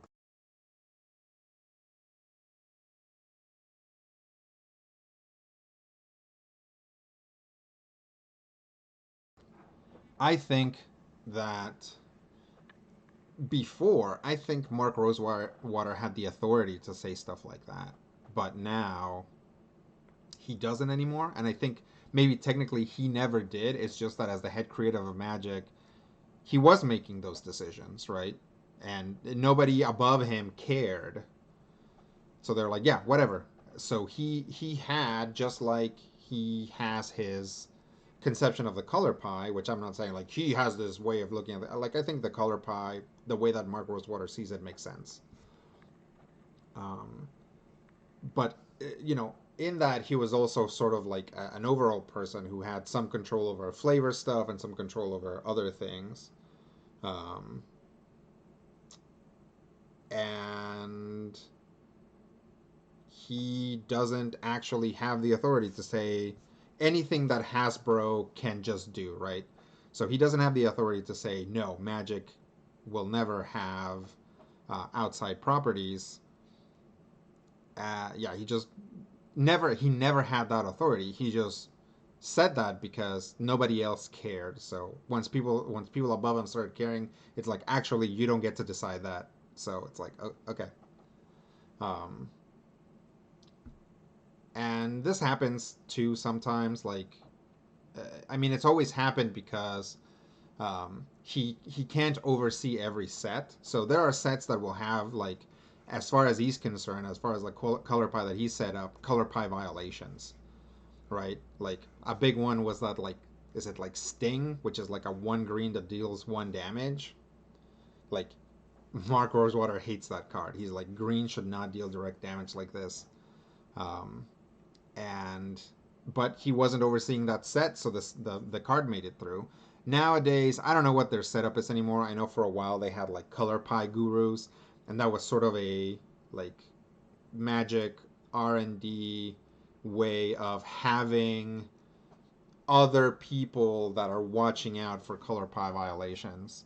And if you're brand new to this, you don't know what I'm talking about. Color pie violations. The color pie is the 5 colors of Magic and the things that they're allowed to do. So blue is good at drawing cards. Green is good at drawing cards. White is bad at drawing cards. White is good at dealing with at having and dealing with enchantments. Red is terrible at dealing with enchantments. Black is not great at dealing with enchantments.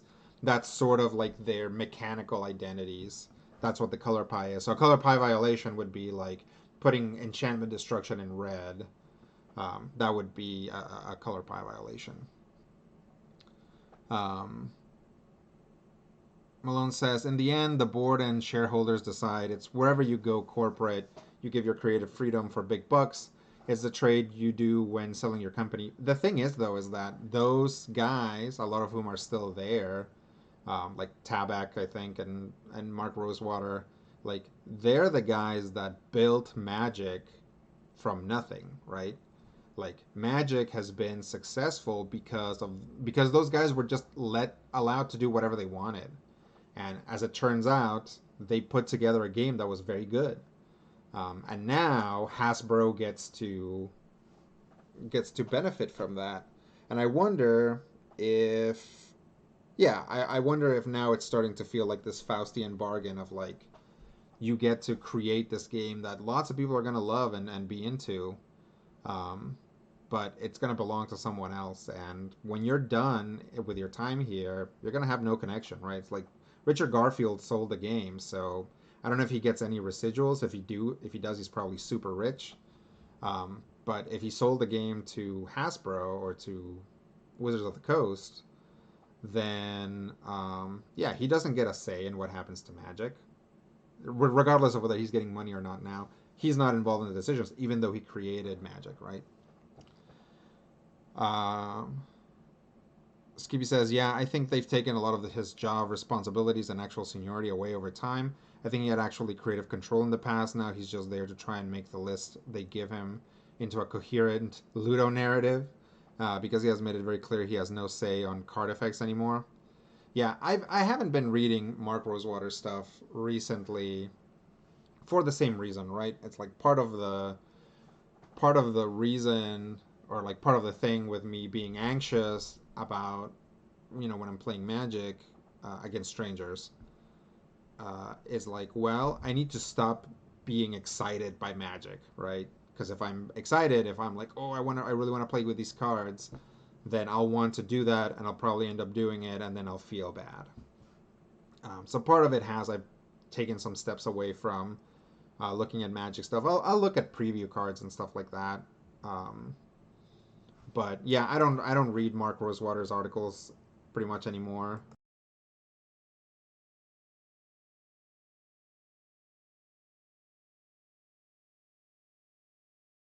because he's a liar. No. I don't read Mark Waters articles a lot anymore because there was a point in my life when I was like, maybe someday I can be a Magic card designer, you know?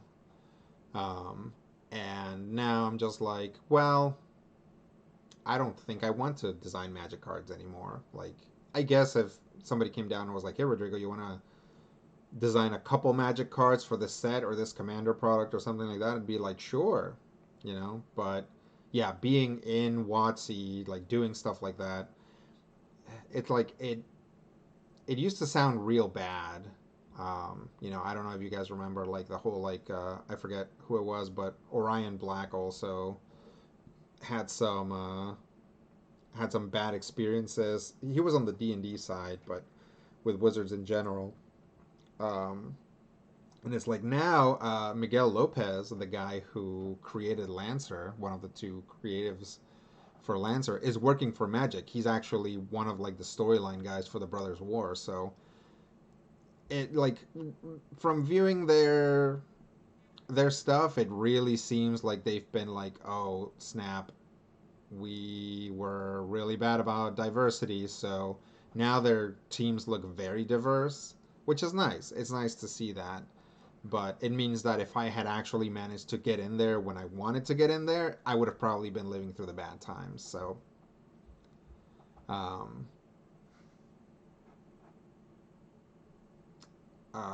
let's see. Skippy says, I think he regrets codifying any of it these days. Things like evergreen mechanics and locations that will never return just mean nothing if we can make a cyberpunk Japan land. We go where the popular tropes take us these days. Yeah, you're right. The Yeah, he just doesn't get a say anymore. Um, of being like, well, but also a lot of the time he's just repeating the stuff that they tell him, right?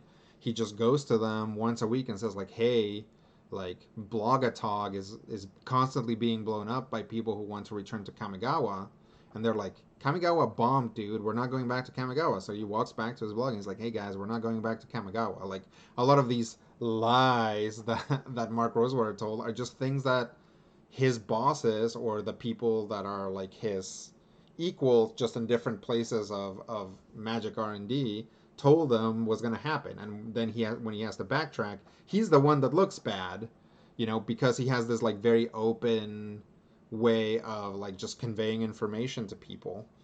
um, so yeah, it makes him look bad even though he was not involved in the decision to keep Kamigawa from coming back or to allow Kamigawa to come back.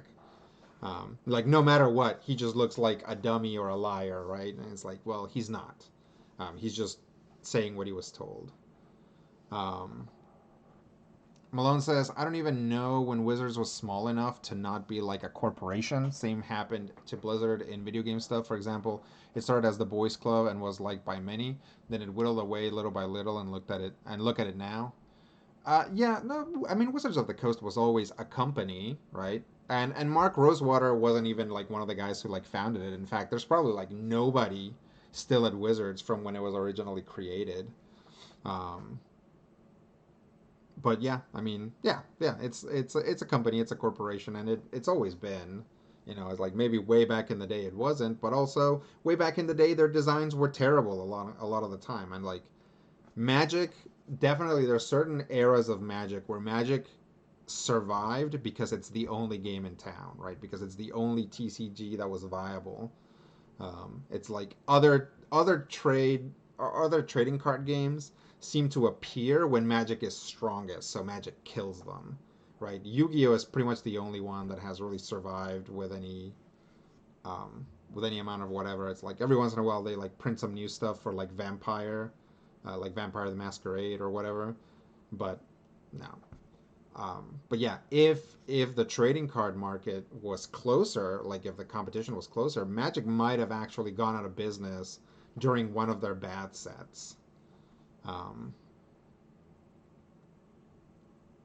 Skippy says Wizards was always a corporation. Honestly, that's how they were able to buy TSR. Yep, back in the day, they were a corporate structure, and TSR had products they could co-opt. Yeah, totally. Sinjado says I was excited about the 40K decks until I saw the prices. Yeah, That's exactly the same thing that happened with my brother-in-law. He's like, well, I don't know much about magic, but maybe this is how I get into magic with a property that I'm already familiar with. And no, not unless you like. And he plays games with his family, so if every deck is $100 and he wants to buy one for him, one for his daughter, and one for his son, it's like, and one for his nephew because he hangs out there too. It's like, okay, that's $400, right? Like, you can buy like a stack of board games like this tall with $400, right? Like, you can just buy so much more with it. That's a big thing. People are talking about it a lot right now. Is the prices for Magic the Gathering stuff. There's like isn't there's like a product kicking around that's like almost $1,000, and it's just like a bunch of stuff that you can't even play legally. It's like somebody's like it's $1,000 for a bunch of proxies. So yeah, it's interesting what they're going through. It's like right now they are so strong, and the market for stuff like Magic the Gathering is so strong that they kind of can do no wrong. Like the information that they're getting, the signal to noise ratio is too high, too low.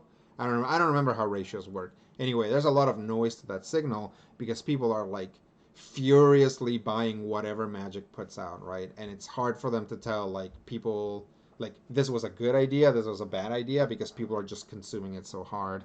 And I think there's lots of reasons for that. Um, but like I don't know. I think Magic the Gathering has kind of a reckoning coming.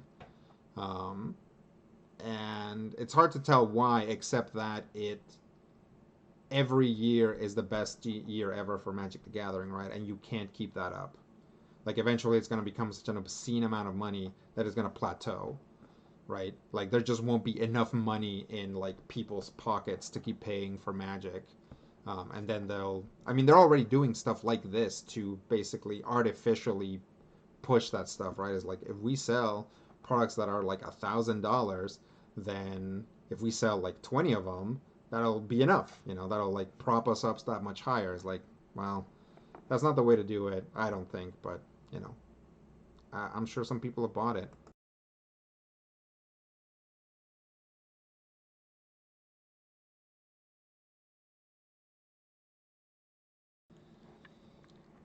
Let's see.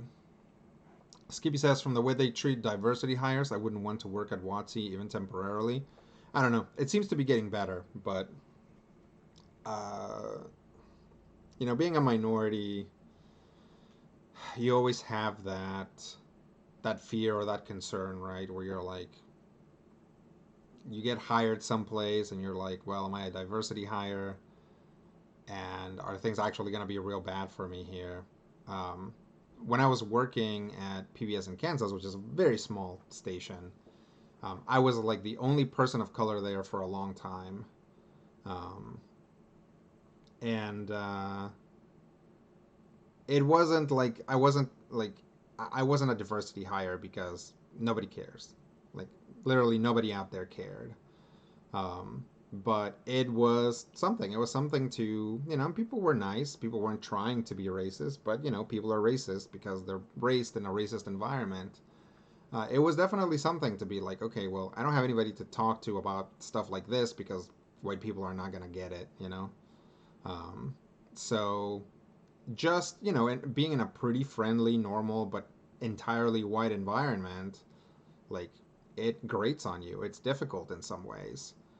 Just like it would be difficult if you were American and you were living in France, right? You'd miss other Americans. You'd want to talk to them about American stuff and how living in France interacts with that, right? Same thing for anybody who's come here. Um, so yeah, I don't know. I don't know what it's like now. I just know that it used to be real bad, and I know that the guy from Lancer isn't putting out Lancer books fast enough because he's working for WotC now. What the heck? Um, let's see. Skippy says, I miss Force of Will. That game was kind of neat. Awful business practices, though. Yeah. Uh, Skippy says, that's like three big Warhammer models. Sure, yeah. The $1,000 stuff, yeah. Also, the thousand, like, the other thing is, like, here's this, like, super expensive product, and they sent it for free to, like, baseball players and, like, actors and stuff. And it's like, oh, so this super expensive product, you sent it for free to millionaires? What? Like, people are really upset about that. Malone says, now that I think about it, only in Asia, Magic is not the only thing in CCGs. So plenty of others played in Japan. If they weren't so insular, I feel like they could do what manga has done to North American comics. You're right. So there is, and there's definitely Pokemon, right? Pokemon is itself a cultural juggernaut that far outstrips Magic, right? It's like Magic the Gathering stuff actually isn't a household name in the same way that like Pikachu is, right? Um, Obviously, just from the branding on my channel, you can see that.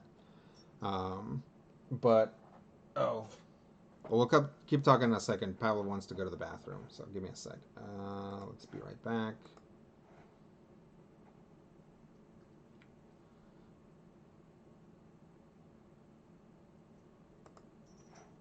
I'm coming. I'm coming.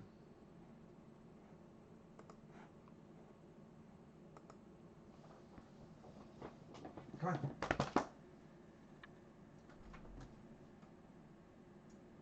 Come on.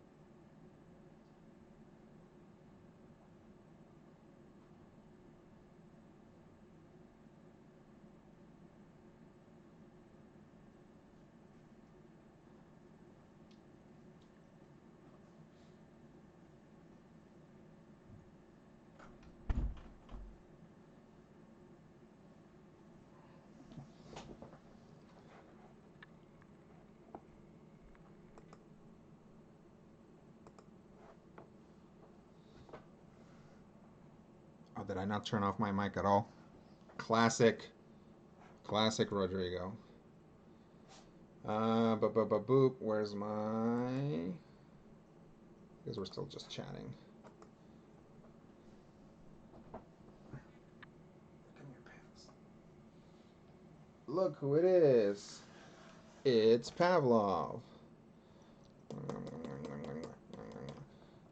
Big chicken, I don't want to be on TV, okay? I didn't do my makeup. I gotta do my eyebrows so they don't look like two little dots all the time, okay? Alright, sorry, Pavlov. Good boy. Extra treats for Pavlov tonight for being on TV. Let's see.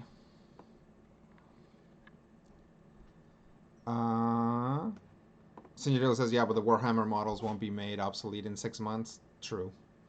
Mullen says, now that I think of it, only in Asia. Oh, yeah, yeah. We talked about that.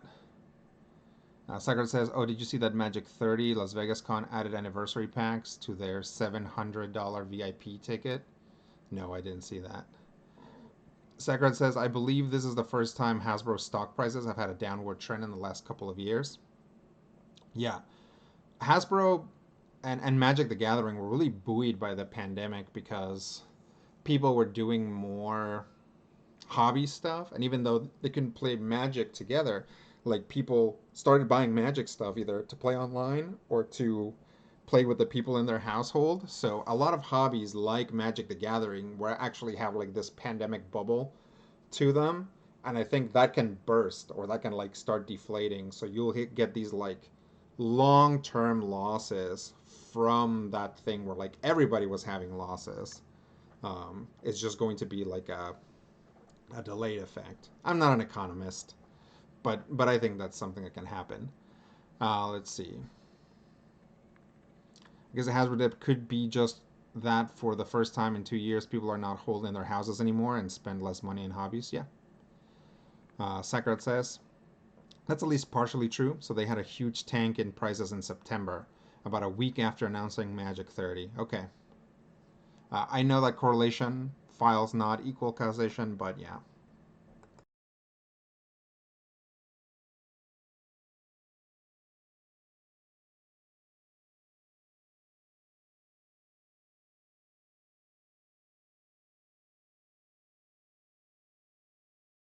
Extremely attractive. Sorry about that, guys.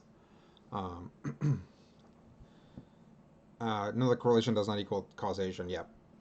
Skippy says, yeah, people can waste money on trips to Sicily now, so that dip was planned. The big dips are usually from fan outcry. Yeah. I thought that is usually a sum of many parts. Just how big each of the parts is remains to be seen. Skippy says, those official proxies were a bit of a crapnado, though. Even I heard about it, and I've stricken MTG from all of my social media. Okay. Yeah, no, they were.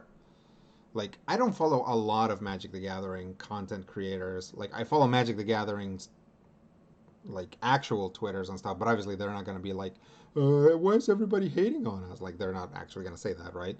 But from the few Magic the Gathering people that I follow, and from, like, trending stuff, I'm like, oh, this magic thing is trending. What's the deal with that? And like people are just freaking furious at them constantly, all the time. Um, so I don't know if you guys know Pleasant Kenobi on YouTube. If you don't, you might want to look at his channel. But he's like very rarely has anything positive to say about Magic nowadays. And if you follow Tolarian Academy on YouTube, the professor, the sort of the main guy on that channel. He's real fair, I think. So very frequently he will just blast the product and be like, "What are you doing, Watsy? Like I know you think that this is gonna go well, but it's not. Like your audience is going to be upset about this." And yeah, so you know, I have a ton of magic cards, like a ton of physical magic cards that I'm not getting rid of. Like, I made a deal with myself that unless things got incredibly bad and I had to like throw them from a sinking ship or an airplane to like regain some buoyancy, I'm not gonna get rid of them because I can still play them here with my wife or with whoever, and it's like it's fine. I haven't bought any magic cards in like I don't know. The last set I probably bought. Well, I bought some. The last uh, set. It's not really a set, but the last thing we bought from was Modern Horizons, the first Modern Horizons. So you can tell how long it's been since I've bought any Magic cards. And in fact, we bought those to draft, and we drafted them a couple of times, and we just have a bunch of unopened packs, right? It's like even by ourselves with like new cards coming in, we're not that enthusiastic about Magic anymore. And that's a collection of things. It's like yeah, me seeing how they treat people, how they treat their own people, and losing some faith there, and not being able to regain that faith until they do you know, lots of, until it becomes clear and known that they've changed their ways. And they're working very hard to show that, right, by putting minorities in their teams and by showing them on videos and stuff. And that's good, but it's going to take a while. And the other thing is that, um, yeah, just like being disinterested in it is like, Strixhaven was a Magic the Gathering thing, right? It's not like an outside property, but I was just not interested in it. I was like, and I saw the mechanics and I was like, eh, like it doesn't to me it doesn't feel anymore like if I don't buy into a set, I'm gonna miss out. Um, so I don't. In fact, now the norm is I don't buy into a set unless there's something about it that I really like. So that's kind of where I'm at. Oh yeah, Pablo was here. Skippy says, I'm wondering if Magic will join in on brand Twitter in the Musk era. That'll be interesting. It'll be interesting to see what they do. I'm guessing as long as they can stay away from controversy, they will. Once it gets too hot in Elon Musk's Twitter, they might back off. So we'll see. The only MTG person I follow anymore is Spice 8 Rack. Yeah, I've seen his stuff around. I haven't seen any of it, but yeah, I've seen some stuff. Skippy says they also have lots of secret layers to throw out as a distraction when they get into trouble again. Yeah, and that's the other thing is secret layers are like premium product, right? Is like Magic is already a luxury product, and then on top of that, it's like at some point Hasbro recognized that Magic is a luxury, right? And that there are people out there who will buy extra deluxe things from Magic, right? There are people out there that are whales, right? And we talk about whales when we talk about like a Skinner box or like games where you like level up, right? That's that Skinner box and that gets you hooked. And there are whales, which are people that are going to be able to spend hundreds of dollars, thousands of dollars, millions of dollars on a game. And so collecting has its own whales, right? So that's what Magic is doing is being like, hey, here's like these Warhammer things that are a limited edition, right? They're not going to reprint them. Almost certainly they're not going to reprint them because um, because it's hard to get the property rights, because it's hard to get the rights. Um, and so it's like, yeah, you got to buy them now if you want your Warhammer 40K things, and they're only going to go up in price, so you need to get them, right? That's how they do it.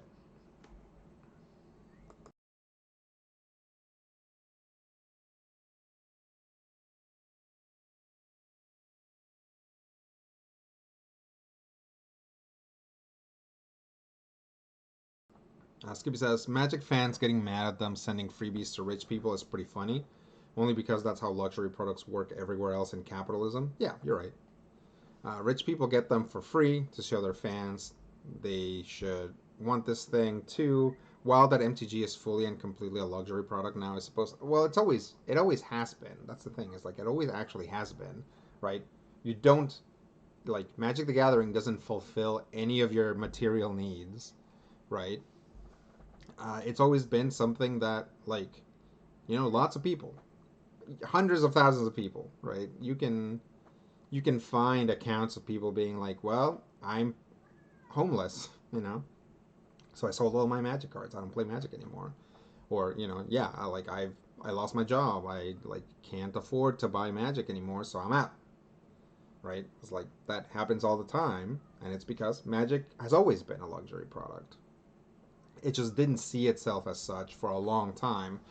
But I think partially the pandemic really put that into perspective for them of being like, because that's the thing is like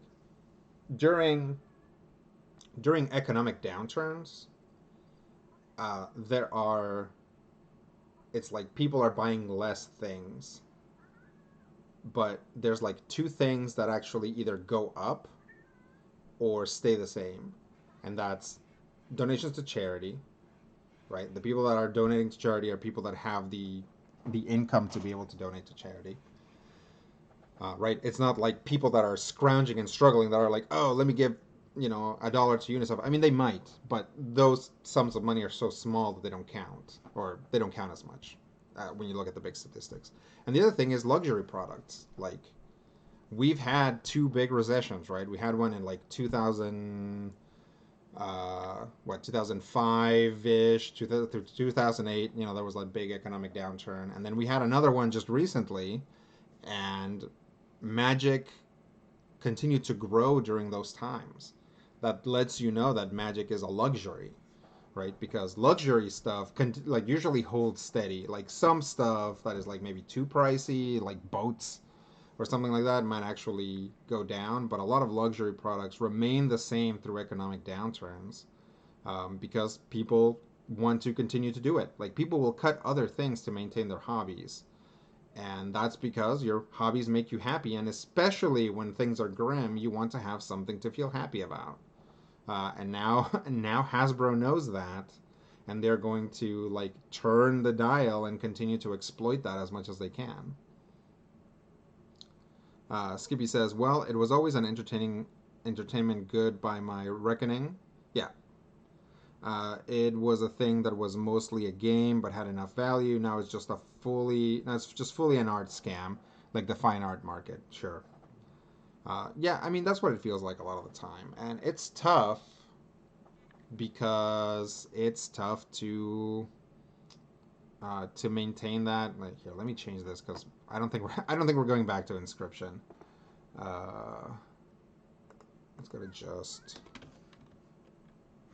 just grandma and me, just chatting. There we go. Oh, I guess I can change the title as well.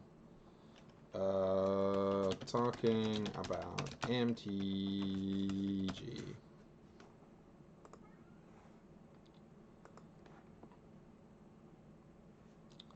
Let's see.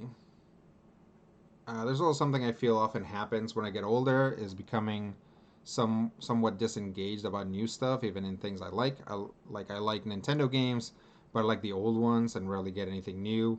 Like specifically G1 Transformers or the ones that look like them, like 80s Marvel comics, etc.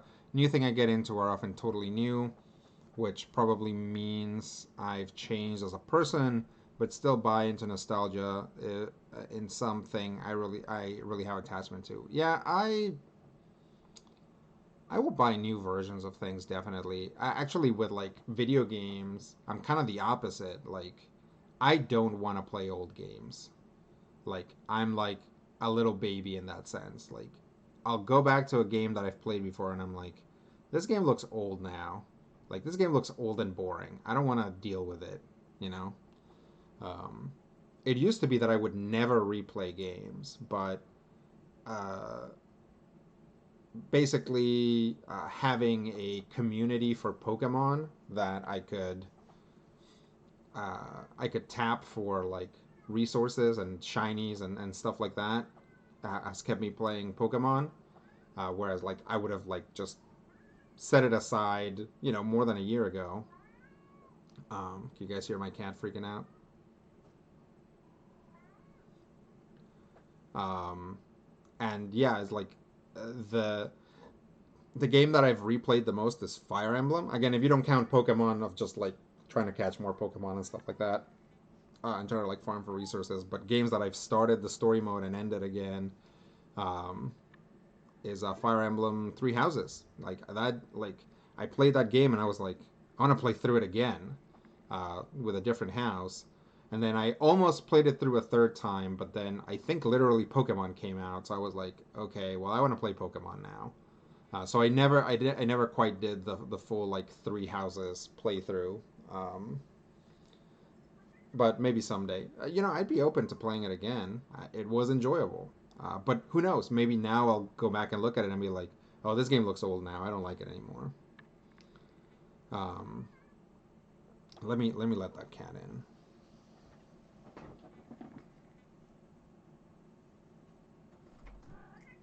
Yeah, I know.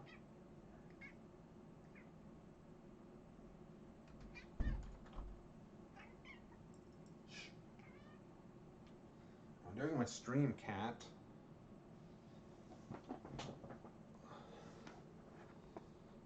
Give me 1 second here.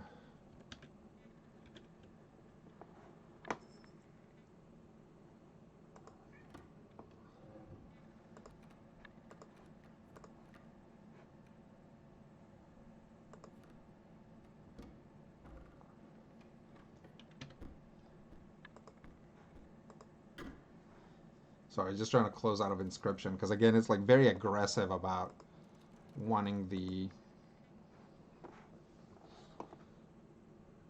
thing. What am I looking at here?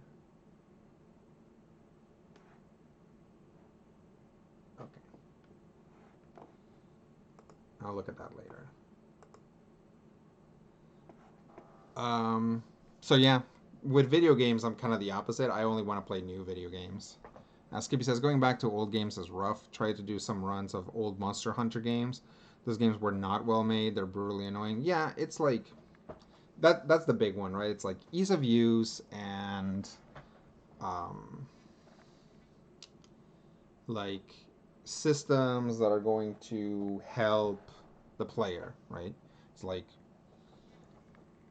uh, like I loved playing Final Fantasy VI, right? AKA Final Fantasy 3. I'm not going back and playing that. Like I know even as I was playing it when I was a kid, like that game was like very awkward, very grindy, and like had a big difficulty spike, right? So I'm like, I know that if I go back and play it, I'm not gonna like it. I loved playing it when I was a kid, but I don't want to like. And there are things about it that I'm drawn to still, but I'm like, if I play this, I'm gonna hate it because that's what happened with Earthbound, right? It's like I was like, I loved Earthbound as a kid, and I was like, I'm gonna play this again. You guys see the cat? Like, oh, over here on this side. Kitty, kitty, kitty. You can barely see her. Sometimes you can see her tail poking up. But it's like, yeah, that's what happened with Earthbound. I went and got the when it came out for the Wii on the Wii store. I got it and I was like, I'm gonna play Earthbound again. Beep beep beep beep beep. Oh my god, this game is so awkward. I hate it. I hate playing this. I don't want to play it anymore.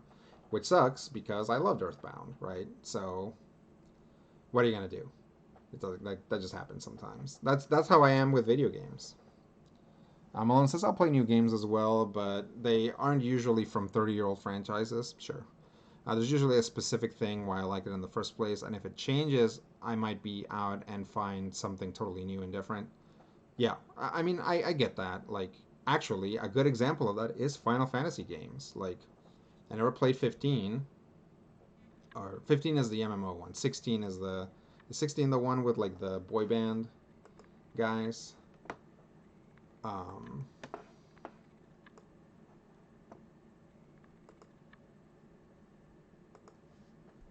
Final Fantasy, or is 16 the one that's about to come out?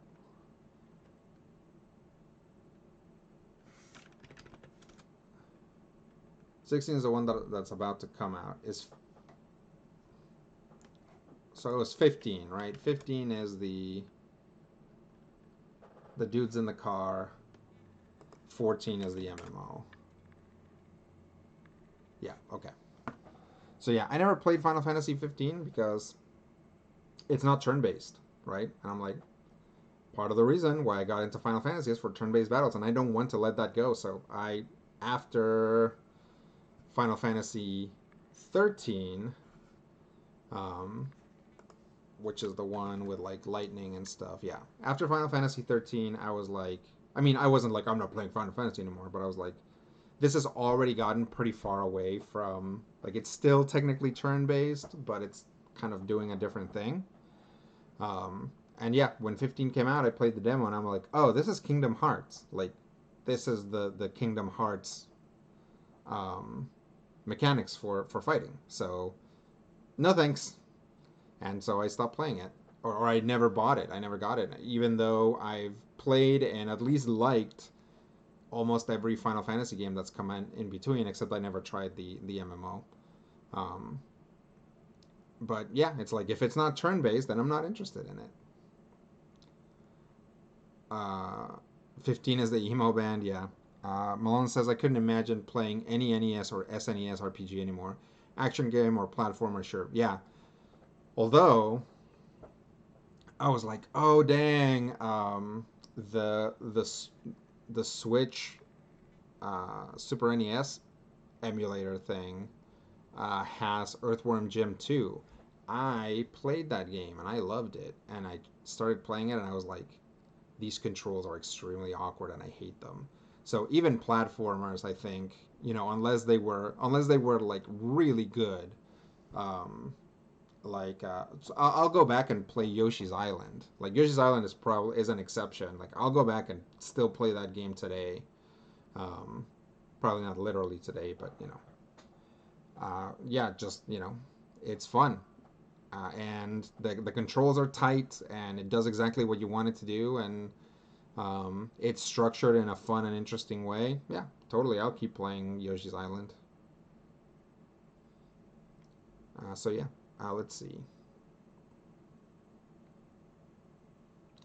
Well, we have been chatting about stuff, and that's good. I think maybe we'll wrap it up here. Um, yeah, got really sidetracked talking about Magic, but it's not like I needed to like showcase Inscryption, right? That was just a thing to play while we talked. Let's see. Skippy says, I feel like there's this undercurrent of like games were better back in the day and now they stink, but honestly, it just feels like people saying, I enjoyed this more when it was worse, but I was young and had enough free time to grow to like it. Yeah, totally.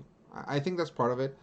Also, some games were better before and they've gotten worse. Like, that's true of some games, but it's not true of all games.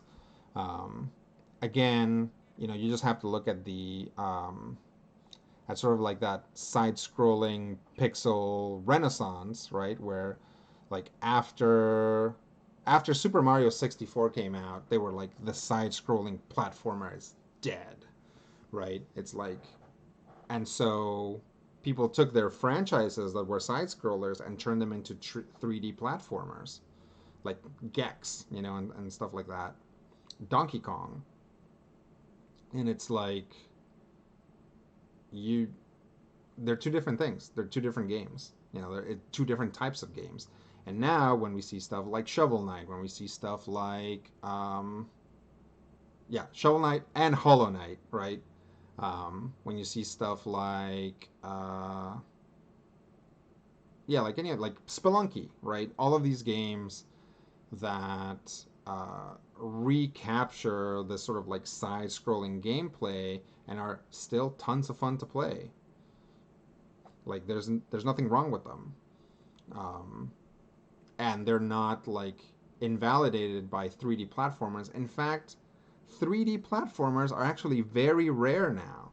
It's like everybody kind of gave up on them except for Nintendo. Like you see very few platformers that aren't.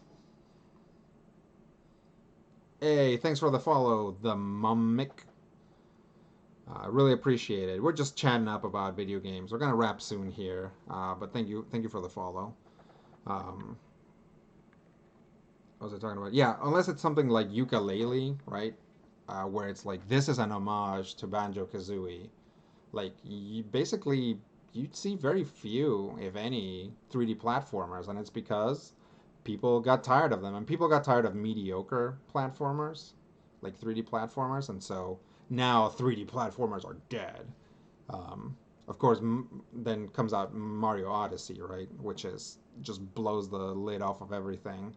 So we'll see. We'll see where things go. I think the new Sonic Frontiers is basically a 3D platformer. So we'll see how that does. Um, Malone says it's definitely a thing that the really good ones are good, plenty of not so good ones. There's a reason many modern indie games heavily emulate certain older mechanics and ideas. Yeah, yeah, you keep what works and you discard what doesn't. And it's an important part of game design to be able to do that. Skippy says Donkey Kong 64, the biggest collectathon ever, and they're really started dying off since. Yeah, yeah. I mean that era, that generation of games was like the last time like people were really working on platform games, and like I don't know how good Croc was, right? I know people like Spyro, right? Spyro kind of survived. Like Crash Bandicoot is actually a different genre of game. It's not a 3D platformer. So whether that survives or returns or whatever, that's different, right? It's Crash Bandicoot is actually a different type of game. I think DK64 had like 1,200 collectibles. Wow, that is a lot of collectibles.